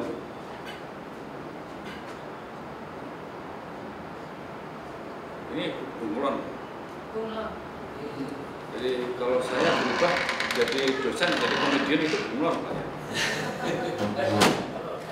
Bener nggak? Enggak ya. Nah, mengembangkan minat baru. Jadi makanya teman-teman sesungguhnya istilah pensiun itu udah ada. Gitu. Jadi sebenarnya kalau kita sudah tidak bekerja di satu tempat, ya kita mesti harus apa ya istilahnya aktif di tempat yang lain dan jadi artinya pensiun kita itu ya kalau sudah dipanggil Tuhan di pensiun, sudah tidak boleh pensiun. Jadi mestinya konsep kita begitu. Jadi saya sendiri juga pikir kalau pensiun saya mau apa ya, aduh saya mau melihara laba-laba tanah lah gitu, tarantula gitu laba-laba tanah. Ini sudah saya coba-coba mati terus, saya merasa berdosa. Mengapa tarantula kan laba-labanya itu besar, rambutnya banyak, bulunya tuh. Ya, saya pikir-pikir kalau ini bisa saya pakai untuk obat rambut kan bagus kan? Ya, membuat jenggot gitu. Jadi bisa ketel, bisa banyak gitu. Lumayan lah kalau bisa melihara itu terus bisa dijual ya kan. Tapi ini tarantulanya nggak mau dipelihara, kalau sudah saya pelihara mati dengan anak-anaknya, saya tidak tahu kenapa, nakal juga dia ya, dipelihara dikasih yang enak-enak tidak mau gitu ya, dia maunya di alam saja, kalau di alam susah dia masuk dalam gua kecil gitu. Jadi teman-teman kita semua boleh punya cita-cita nanti kalau sudah tidak di media lagi mau apa. Nah, kalau mau nulis buku tidak ada orang yang mau baca buku lagi, buku yang orang tulis orang pensiun mana? Ya boleh ya. Gimana Pak Sanjay? Bisnis Pak. Bisnis ya. Ya kalau bisnis itu sebenarnya ya perlu waktu loh. Jadi kalau kita kalau pensiun baru mulai bisnis, saya pikir telat ya. Rugi, tapi ya apa sih? Ya toh nggak apa-apa, artinya daripada tidak aktif sama sekali, buka warung, buka ya itu daripada tengok-tengok nganggur terus gitu kan. Ada Prof ngelasi metodologi penelitian. Gitu ya.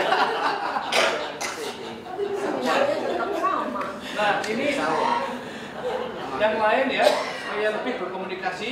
Ini kasus contoh yang diberikan di buku itu imigran. Jadi kalau orang itu dari satu negara ke negara yang lain kan, imigran.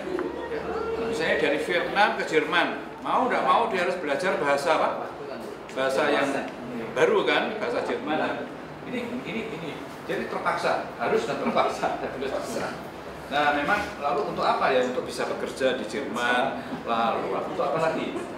Mungkin untuk bisa menyesuaikan dengan budaya yang apa? Yang ada. Gitu. Ini yang kedua yang di buku. Apa saja ya? Tadi ada ya? Komunikasi handphone. Bunglonnya yang mana nih? Bunglonnya? Ini bunglon.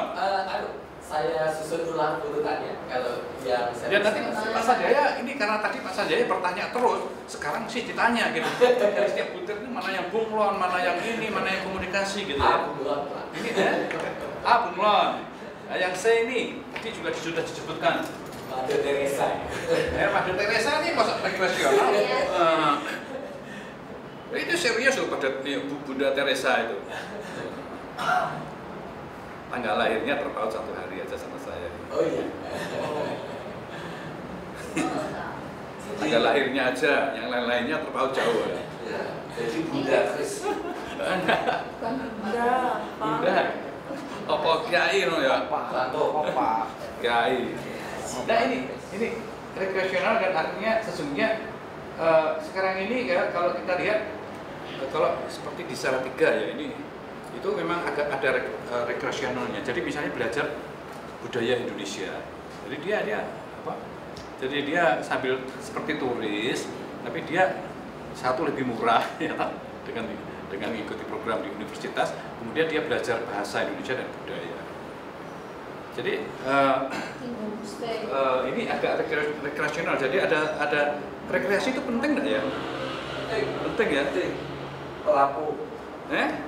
Ke Lampung ya? Iya. Nah, itu terlalu dekat lah. Ya, agak jauh sedikit gitu. Ke Krakatau atau ke apa? Ke Singapura ya. Usul Prof, kuliah sampai Kemis saja. Kuliah sampai Kemis saja. Ya. Jadi juga ada bersama dengan kegiatan sosial sambil belajar. Memang ini tentu tidak bisa dikatakan bahwa proses belajarnya ini formal lalu ya. Bisa juga proses pembelajaran itu proses yang apa? Non formal.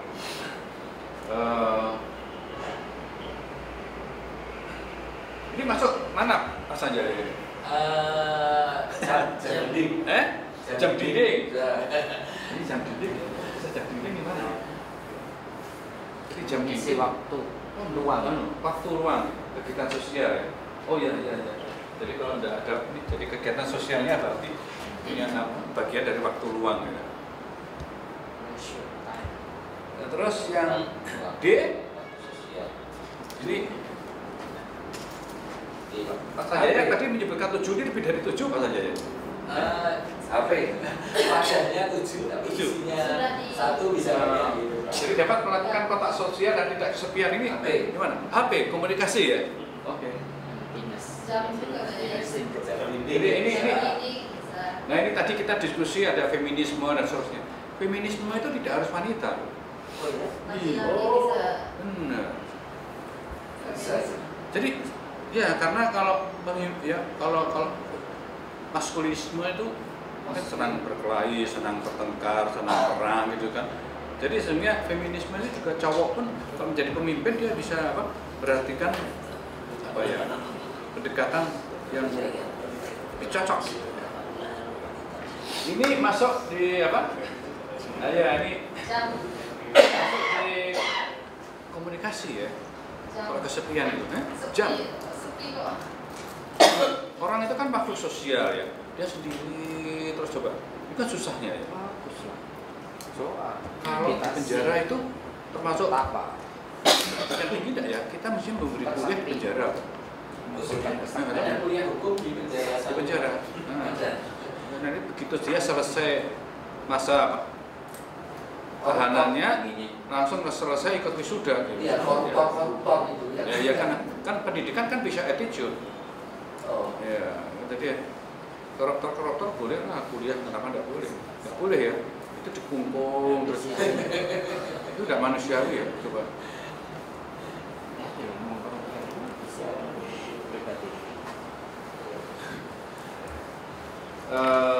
Yang ke ini tadi ini ada ya piala ya, piala.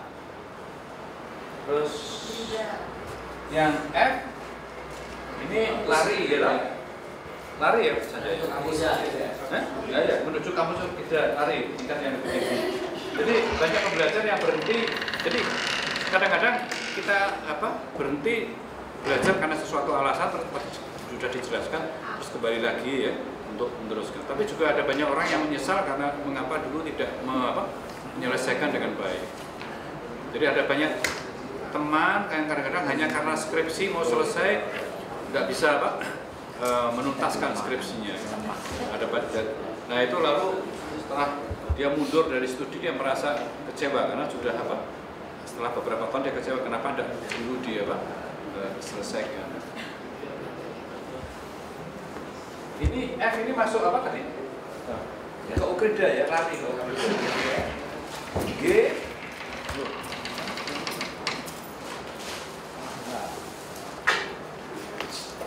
motivasi yang terkait dengan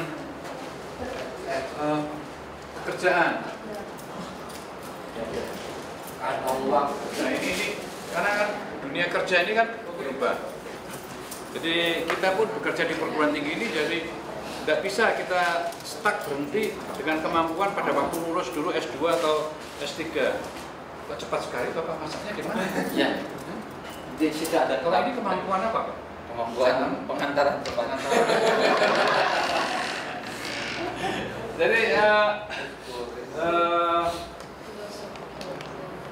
Jadi memang seharusnya kita harus cukup artinya bekerja di apa saja, mesti tuntutan dunia kerja ini akan terus meningkat. Dulu kita itu pernah salah jadi dosen S1 kan gitu. Terus sekarang peraturan membuat S2 ya, S2. Saya rasa nanti suatu saat kan harus S3. Nah, kalau kita nggak siap ya nanti dosennya S2 semua ada kelapaan. Nah, makanya sesungguhnya peran HRD itu tidak sekedar ini kurang dosen atau tidak, tapi juga menciptakan suasana supaya yang bekerja sini bisa berkembang. Tapi lepas dari itu, walaupun lingkungannya mendukung, tapi seringkali kita jadi kita hadapi masalah ya, jadi mengapa seseorang tidak mau sekolah gitu kadang-kadang. Kalau saya di teknik, saya tanya beberapa teman ya, ayo Edi Wiyanto ambil S3, mana? Mau nikah dulu atau ambil S3 dulu? Cari uang dulu. Cari uang dulu. Nah, makanya makanya kalau ini kan ya, kalau ambil S3 memang orang mengatakan investasi. Jadi artinya kita seperti mundur sebentar, tapi ya kan kalau orang ikuti ini orang dewasa kan gitu. Sekarang satu ada teman kemarin dari Teknik Elektro Salatiga, dia ambil program MM di sini.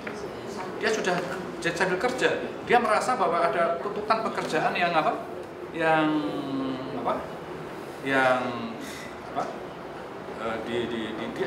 padahal tidak diperintah, tapi dia sadar bahwa ini perlu itu. Nah, saya tanya mengapa ambil manajemen, ya memang itu yang cocok, yang memang dia pengen belajar.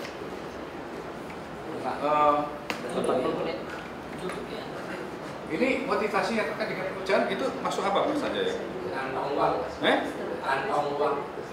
Gendong kantong uang. Kantong uang. Gitu ya. Ya kantongnya kosong dulu itu. Kantongnya saja. Kantong uang, belum ada uangnya. Nah, uangnya nanti setelah lulus baru diisi. Terus yang berikutnya ini kan ini sama ya. Jadi kita lihat ini teman-teman sekalian, saya bayangkan ya, sekian banyak, saya kadang-kadang mikir, sekian banyak orang yang kerja di mall dan seterusnya, banyak sekali. Mereka sudah nikah ya, gajinya tetap gitu terus.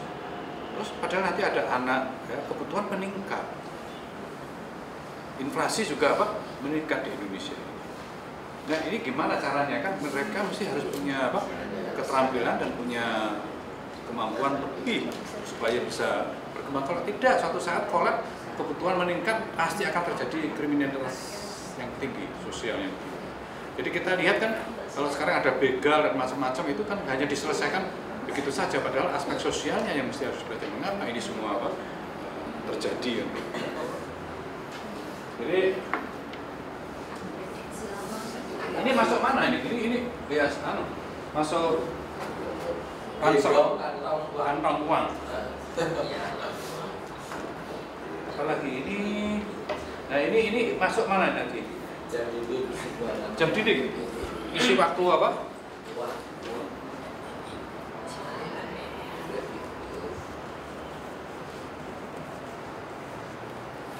Oke, masih punya waktu luang teman-teman sekalian. Kalau masih punya waktu ya mari kita isi baik-baik.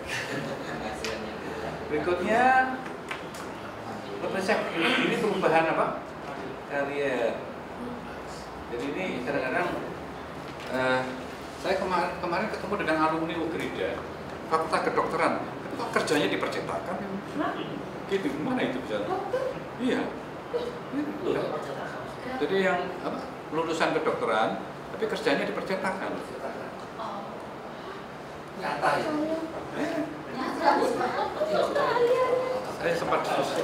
Tapi mungkin percetakan punya dia kan? Sampingan. Dia Nah, sampingannya dia. Utama. Dia tidak masalah. Kalau kerja udah jadi dokter. Dia yang punya Utama. Mungkin punya dia. Kalau punya dia wajar Ya, nggak tahu ini saya milik siapa, tapi dia sempat diskusi tentang dia memberi informasi ya, antara lain kalau kita nyetak buku, penerbit nyetak buku itu dimasukkan ke Gramedia ya. Kalau misalnya harganya itu 200.000, yang dibayarkan Gramedia itu hanya 100.000. Jadi Gramedia 50%. tombok. Enggak tombok. Jadi yang kalau harga buku itu 100.000 misalnya. Jadi yang 50.000 untuk Gramedia, yang 50.000 untuk penerbitnya. Sekali percetakan. Jadi marginnya sangat apa? Jadi makanya kalau kita lihat seperti ini di Gramedia itu tidak banyak menjual buku ajar, apalagi buku teks yang mutunya tinggi. Nggak mau.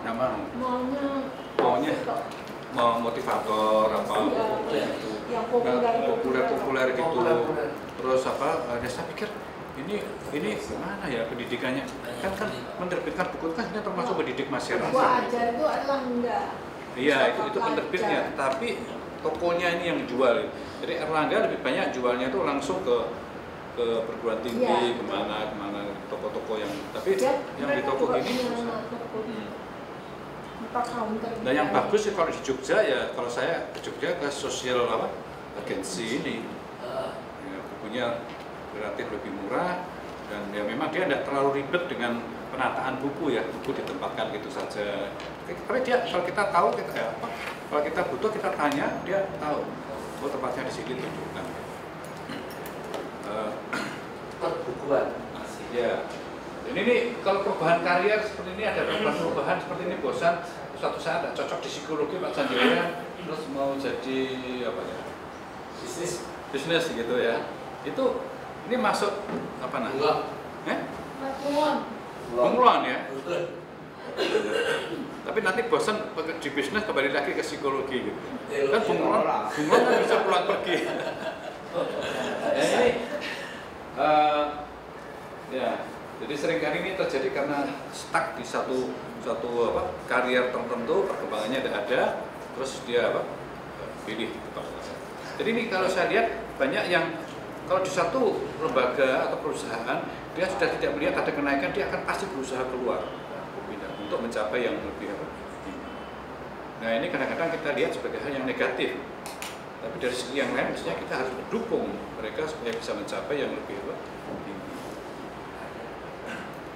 Nah karena kita lembaga itu tidak bisa memberi apresiasi yang lebih tinggi, jadi kalau pindah ya menurut saya sih itu satu tantangan, karena pada prinsipnya orang juga ingin melihat ada perkembangan. Kalau tidak, maka yang terjadi bosan atau kita malas, sudah nggak mau belajar lagi dan seterusnya. Makanya kalau ada pegawai atau siapa yang malas dan seterusnya itu jangan-jangan dia sudah tidak melihat ada kemungkinan untuk berkembang lagi, atau memang lembaga tidak menciptakan suasana supaya dia bisa maju. Jadi misalnya satpam, kalau saya lihat satpam kita ini kok satpam office boy yang itu muda-muda yang membersihkan ini, tapi dia muda-muda semua.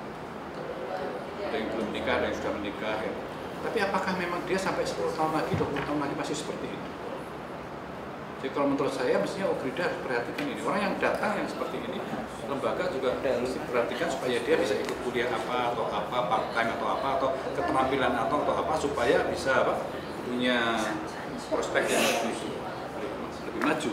Tapi ya intinya sehingga yang bersangkutan sendiri. Berikutnya yang L. Jadi ini biasanya begitu. Jadi ya kalau sudah tua, dewasa tua, nah ini ada banyak organisasi sosial atau volunteer yang bisa diikuti. Pak Bri itu pensiunan, wisatawan. Prof Yu ada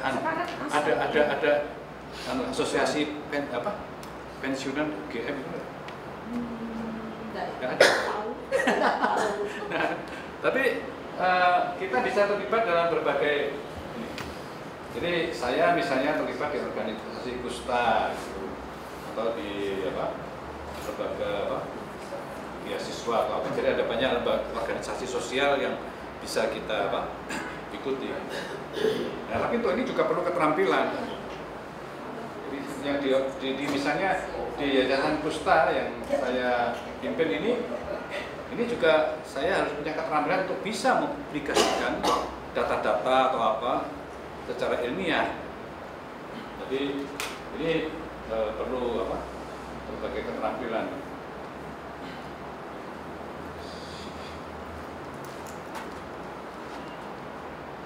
Jadi termasuk misalnya latihan kepemimpinan untuk Permata. Permata itu perhimpunan mandiri Kusta. Jadi teman-teman yang pernah berpengalaman dengan Kusta itu difasilitasi sehingga membentuk satu perhimpunan mereka sendiri. Nah itu kadang-kadang ada pelatihan macam-macam ya, itu juga saya harus belajar gimana membuat pelatihan kepemimpinan yang sederhana untuk orang-orang yang miskin, orang yang paling sederhana. Nah, pengurusnya itu punya penyakit kusta atau enggak? Wakil saya itu wakil saya adalah orang yang berpengalaman dengan kusta. Tapi tidak pernah kena kusta. Loh, nanti dulu, kalau dia sudah berpengalaman dengan kusta itu pernah sakit. Oh. Dia pernah diisolasi, keluar dari apa? Dari keluarganya. Dia tidak boleh tinggal di keluarga.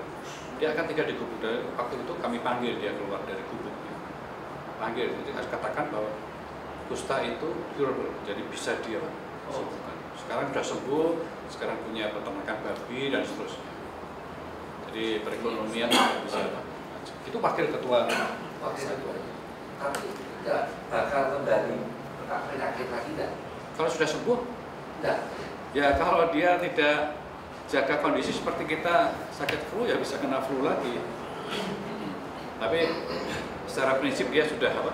Sudah sembuh. Dan untungnya dia tidak sampai cacat. Masih beruntung tidak sampai cacat. Nah, jadi kami punya banyak pekerja yang juga pernah berpengalaman dengan kusta. Jadi berikutnya, nah ini yang apa? Ini sudah ya. Ini menarik. Ini masuk mana nih? Menularkan keterampilan itu keterampilan apa yang dia tampil? Dia Obati orang sakit. Nah itu ngobati. Nah ini kan, jadi kita belajar sesuatu, seperti saya belajar sesuatu, ya toh, saya belajar pelatihan kepemimpinan atau apa, terus saya pakai untuk melatih orang lain. Tapi bukan dengan motivasi saya dapat uang, bukan. Jadi kalau saya ngelatih, saya nggak dapat uang. Berikutnya yang N. Jadi kita kenal di kuliah kita ini kadang-kadang ada syarat dan apa? Ada apa? Ada istilah syarat dan apa? Syarat ya. Kuliah kadang-kadang kan sebelum ikut satu kuliah kita harus mengikuti kuliah yang apa? Sebelumnya kan? Persyaratan syarat. Nah ini kadang-kadang kita melihat bahwa mengikuti program ini juga perlu ada apa? Perlu ada tahap-tahapnya. Jadi tahapnya itu bisa saja mata kuliah itu isinya sama, tapi bisa saja tingkat kemahiran dan kesulitannya itu beda. Ini masuk di mana? Jadi misalnya pelajaran bahasa asing itu kan nggak bisa kita langsung lanjut gitu kan, mesti ada apa? Introductory ya, terus ada intermediate, kemudian ada apa? Advanced.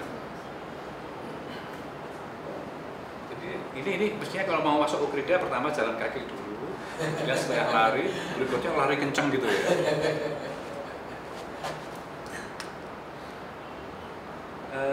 Ya teman-teman sekalian, ini penutup tadi sudah dibuat juga oleh Pak Sanjaya, jadi mengapa pendidikan orang dewasa.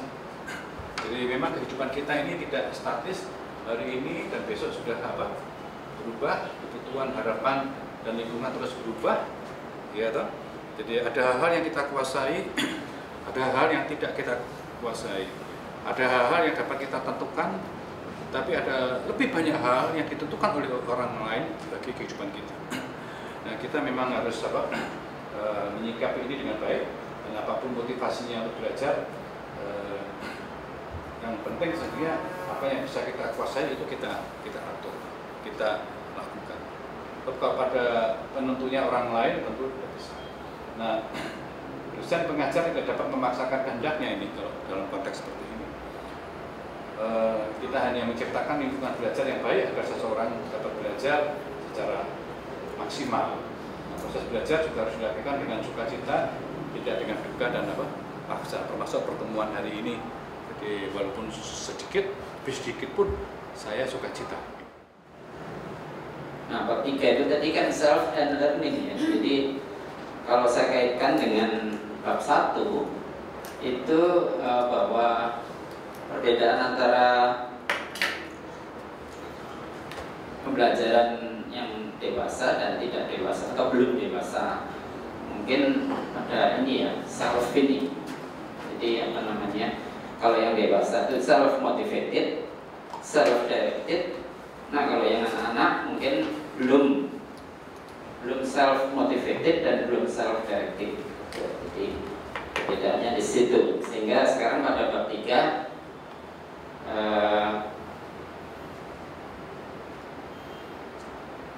akan dipelajari mengenai atau didiskusikan mengenai self and learning. Nah, di buku ini diawali dengan suatu kalimat, self is a very complex concept. Lalu dianjurkan untuk membaca psikologi dari Carl Gustav Jung. Ini saya terus terang belum baca. Mungkin di perpustakaan juga ada ya bukunya ya, tapi belum baca. Ya kenapa? Bukan bidang saya, jadi saya nggak memprioritaskan untuk belajar ini. Nah, mungkin nanti dari psikologi bisa membantu melengkapi tentang psikologi dari Carl Gustav Jung ini tentang self. Kemudian nature of self. Jadi apa nih terjemahnya ini? Nature itu alam dari kedirian gitu ya Pak ya. Nah ini dipengaruhi oleh life experiences and context. Jadi pengalaman hidup dan konteks. Jadi bagaimana kepribadian kita, mungkin ini bukan kepribadian, bukan personality ya, tapi secara kedirian kita itu dipengaruhi oleh pengalaman hidup kita dan konteks hidup kita. Jadi kita hidup sebagai apa? Sebagai tukang beca, sebagai dosen, sebagai pedagang, di lingkungan apa? Di kampung, di kota, di desa, atau di metropolitan. Nah itu mempengaruhi kedirian kita dan pengalaman hidup. Karena itu maka self ini sangat personal. Jadi berbeda-beda dari orang ke orang. Kemudian setiap orang juga punya goals, punya tujuan hidup, punya aspirasi, punya ambisi dan desire, keinginan, nafsu yang personal gitu ya. Lalu yang termasuk nature of self juga learning style. Nah dikatakan oleh buku ini bahwa the majority learning styles are practical, impulsive, and practical routine. Ini nanti akan dibahas oleh Pak Budi Marpong ya. Apa namanya? Saya tadi baca sekilas katanya practical, impulsif, dan practical routine ini masing-masing 38% dari pembelajar. Jadi keduanya aja sudah 75%. Jadi dibilang majority. Yang lain ada dua learning style yang lain, sisanya gitu ya. Ini learning style menurut Wadlinger ya. Jadi mungkin ada pengarang buku lain yang menulis tentang learning style dan jumlahnya lebih dari 4 mungkin ya. Tapi ini yang dimaksud adalah yang menurut Wadlinger. Lalu ada kalimat yang saya kutip utuh di situ. Those whose learning styles were undeveloped, jadi learning stylenya tidak berkembang, atau orang yang learning stylenya berbeda secara signifikan dari gurunya, seringkali tidak berhasil dalam suatu formal setting. Formal setting mungkin maksudnya adalah belajar formal ya, belajar secara formal, kelas formal gitu ya. Or withdraw, menarik diri, atau drop out when they experiences extreme frustration. Jadi kalau dia merasa frustasi. Jadi kalau gurunya menerapkan suatu sistem pembelajaran yang lebih cocok itu ekstrovert misalnya, lalu dia introvert gitu. Nah ini bisa mengalami frustrasi, lalu bisa drop out, meninggalkan diri. Kemudian nature of self juga termasuk yang di dalam nature of self adalah personality preference. Kita sering mengatakan tipe kepribadian, tapi rupanya kalimat yang tepat di sini menurut Wadlinger adalah personality preference. Jadi apakah kepribadian itu merupakan suatu kecenderungan atau pilihan gitu ya. Jadi rupanya selain diwariskan secara genetik, personality itu juga bisa dikendalikan, gitu ya, dikendalikan oleh orangnya. The adult educator have a responsibility to assist the learner in developing an awareness of those behaviors that facilitate and those that hinder learning and growth. Jadi seorang fasilitator atau seorang guru, seorang trainer, dosen itu tidak bisa melakukan pembiaran kepada siswanya, gitu ya. Tugasnya, tanggung jawabnya tadi yang menyangkut learning style. Ini tadi ada kalimat bahwa siswa bisa drop out kan ya kalau learning style-nya beda, gitu ya. Maka seorang dosen itu punya tanggung jawab untuk mengenali learning style dari mahasiswanya atau peserta didiknya, dan tidak membuat supaya tidak sampai mahasiswa itu frustrasi seperti itu lalu drop out. Jadi apakah dosennya yang menyesuaikan learning style atau si mahasiswanya itu didorong atau disadarkan atau diajari dan sebagainya untuk merubah learning style-nya. Apakah itu bisa atau enggak, saya nggak tahu. Pokoknya harus melakukan sesuatu, gitu ya. Juga menyangkut personality preference-nya. Nah, ini di dalam core dari self adalah spirit, body, and mind. Menurut Bodlinger, ini atas dan bawah tulisannya sama. Jadi ini satu lingkaran. Ini misalnya ini learning styles, di atasnya juga learning styles. Gitu. Jadi saya perlihatkan yang atasnya saja. Jadi kalau ini merupakan self, seluruhnya adalah self, maka di core-nya adalah body, mind, spirit. Kemudian ada learning style. Ini konteksnya adalah belajar. Jadi makanya learning style ditaruh di sini. Kemudian temperamen ini personality tadi kan ya maksudnya ya. Saya nggak tahu nih kalau menurut psikologi itu temperamen dan personality sama nggak sih sebetulnya. Kemudian goals, kemudian life experience.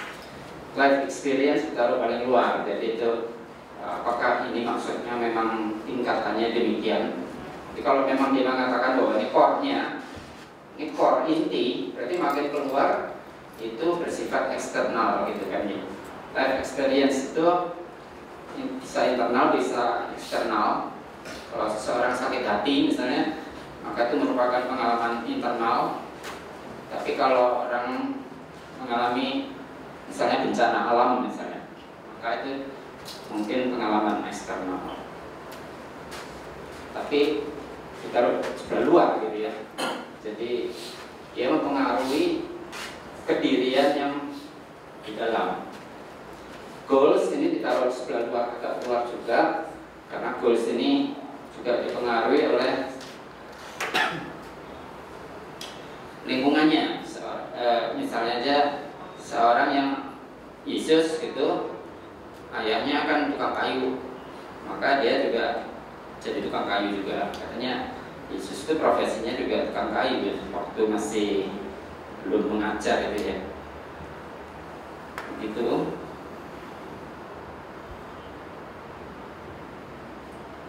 Ini saya tutup.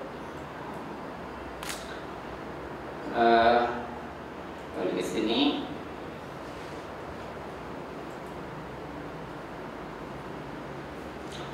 Nah kemudian itu tadi part A, jadi bagian A, kemudian bagian B itu adalah mengenai voice. Jadi kalau saya lihat di bukunya,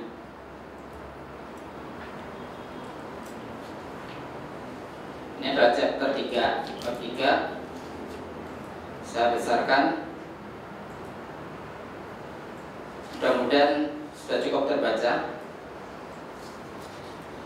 Terbaca ya? Terbaca nggak? Di sana. Bu Mary, baca nggak? Baca ya. Jadi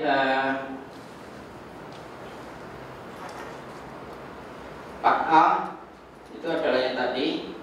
Ini hanya berapa nih? 53 kurang 45, 88.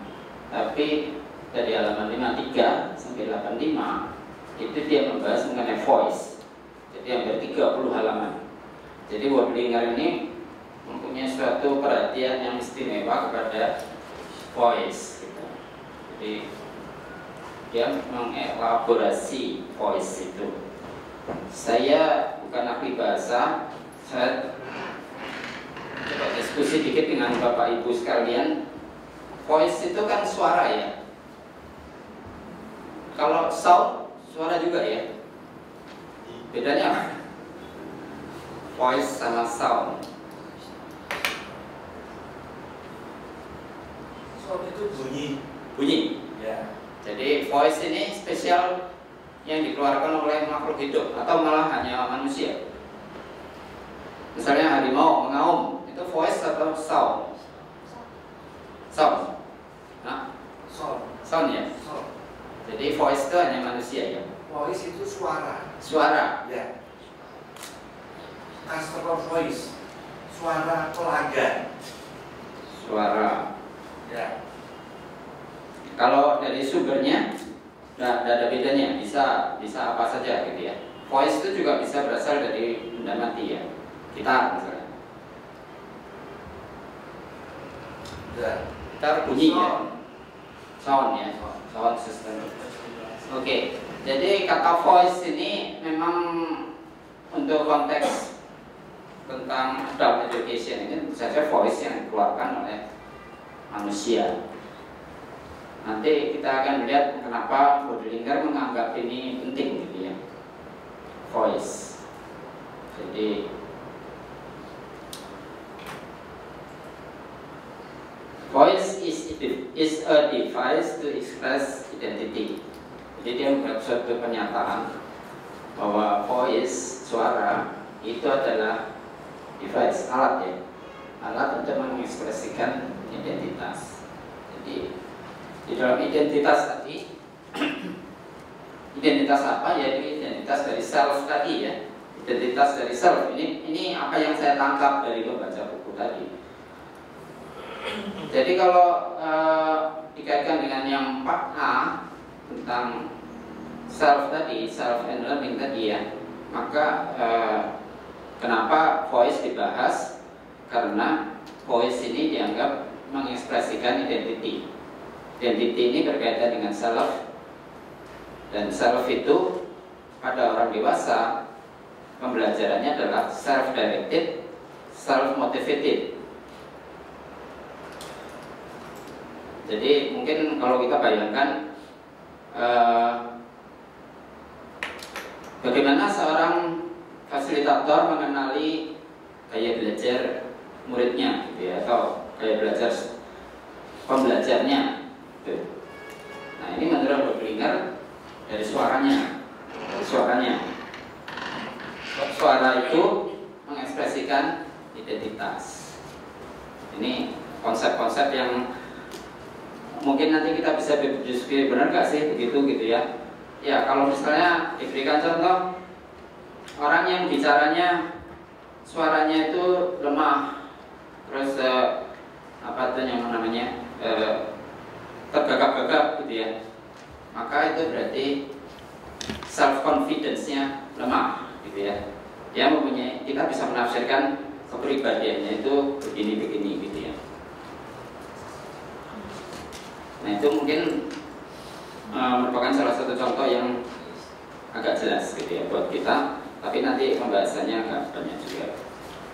Nah kemudian it is also an instrument to understand self, juga merupakan instrumen untuk understand, untuk memahami diri sendiri. Jadi kalau kita memahami kita sendiri, saya sebagai pembelajar itu perhatikanlah suaranya sendiri gitu. Saya sekali lagi ini nggak begitu distinct bedanya apa antara device dengan instrumen. Atau kita lewatkan aja ya. Device, instrumen. Device itu kadang-kadang kita gunakan sebagai wahana. Seorang fasilitator itu seperti tadi harus sensitif ya. Jadi tidak melakukan pembiaran, tapi dia sensitif, dia memperhatikan mahasiswanya itu bagaimana cognitive controlnya dan locus of controlnya, bagaimana states of mind-nya gitu ya. Seorang yang bicaranya gagap karena ada suatu masalah di dalam fisiologinya, itu menimbulkan kepercayaan diri yang kurang, misalnya begitu ya. Kemudian voice and personal power, identity and expression come together to produce voice. Jadi unsur dari voice itu adalah identity dan ekspresi. Sebagai kesimpulan, voice itu merupakan expressive instrument of identity. Jadi mungkin kalau ada yang mau melihat pasti lah ya, sesuatu itu nggak sempurna gitu ya. Jadi identity itu bisa keluar melalui instrumen lain, tapi menurut Baudrillard yang paling ekspresif itu adalah voice. Identity itu voice adalah expressive instrument of identity. Kalau misalnya cara saya berpakaian atau cara saya memandang atau cara saya menggerakkan badan dan sebagainya, itu juga pasti mengekspresikan identiti saya. Tetapi menurut Baudrillard, voice ini adalah expressive instrument of identity gitu ya. Karena itu dia melakukan pembahasan yang cukup panjang lebar ini. Identity is the collective of one's values and beliefs. Jadi yang dimaksud identity itu adalah himpunan kolektif dari nilai-nilai dan keyakinan seseorang. These values come together to produce one's ethic. Jadi nilai-nilai tersebut menyatu untuk menghasilkan yang disebut etik, tapi tanda kutip gitu ya. The ethic leads to a definition of self, menuliskan dirinya sendiri. Kadang-kadang kan kita menyatakan, kalau saya jadi Jokowi, saya akan begini-begini gitu kan. Nah itu adalah etiknya dia gitu. Etiknya dia. Expression is impacted by the anticipation and perception of audience. Dipengaruhi atau didampakkan oleh impacted, dipengaruhi gitu aja ya, baik antisipasi dan persepsi publik. Antisipasi itu artinya dari diri saya. Saya melihat tadi yang seperti saya katakan, secara ada begini, itu adalah antisipasi saya terhadap audiens ini gitu kan.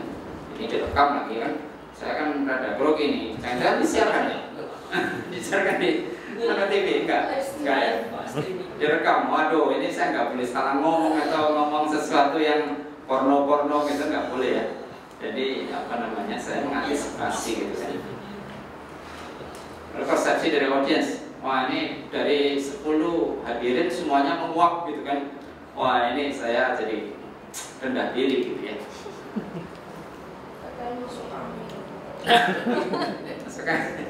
Wah, waktunya kerokan.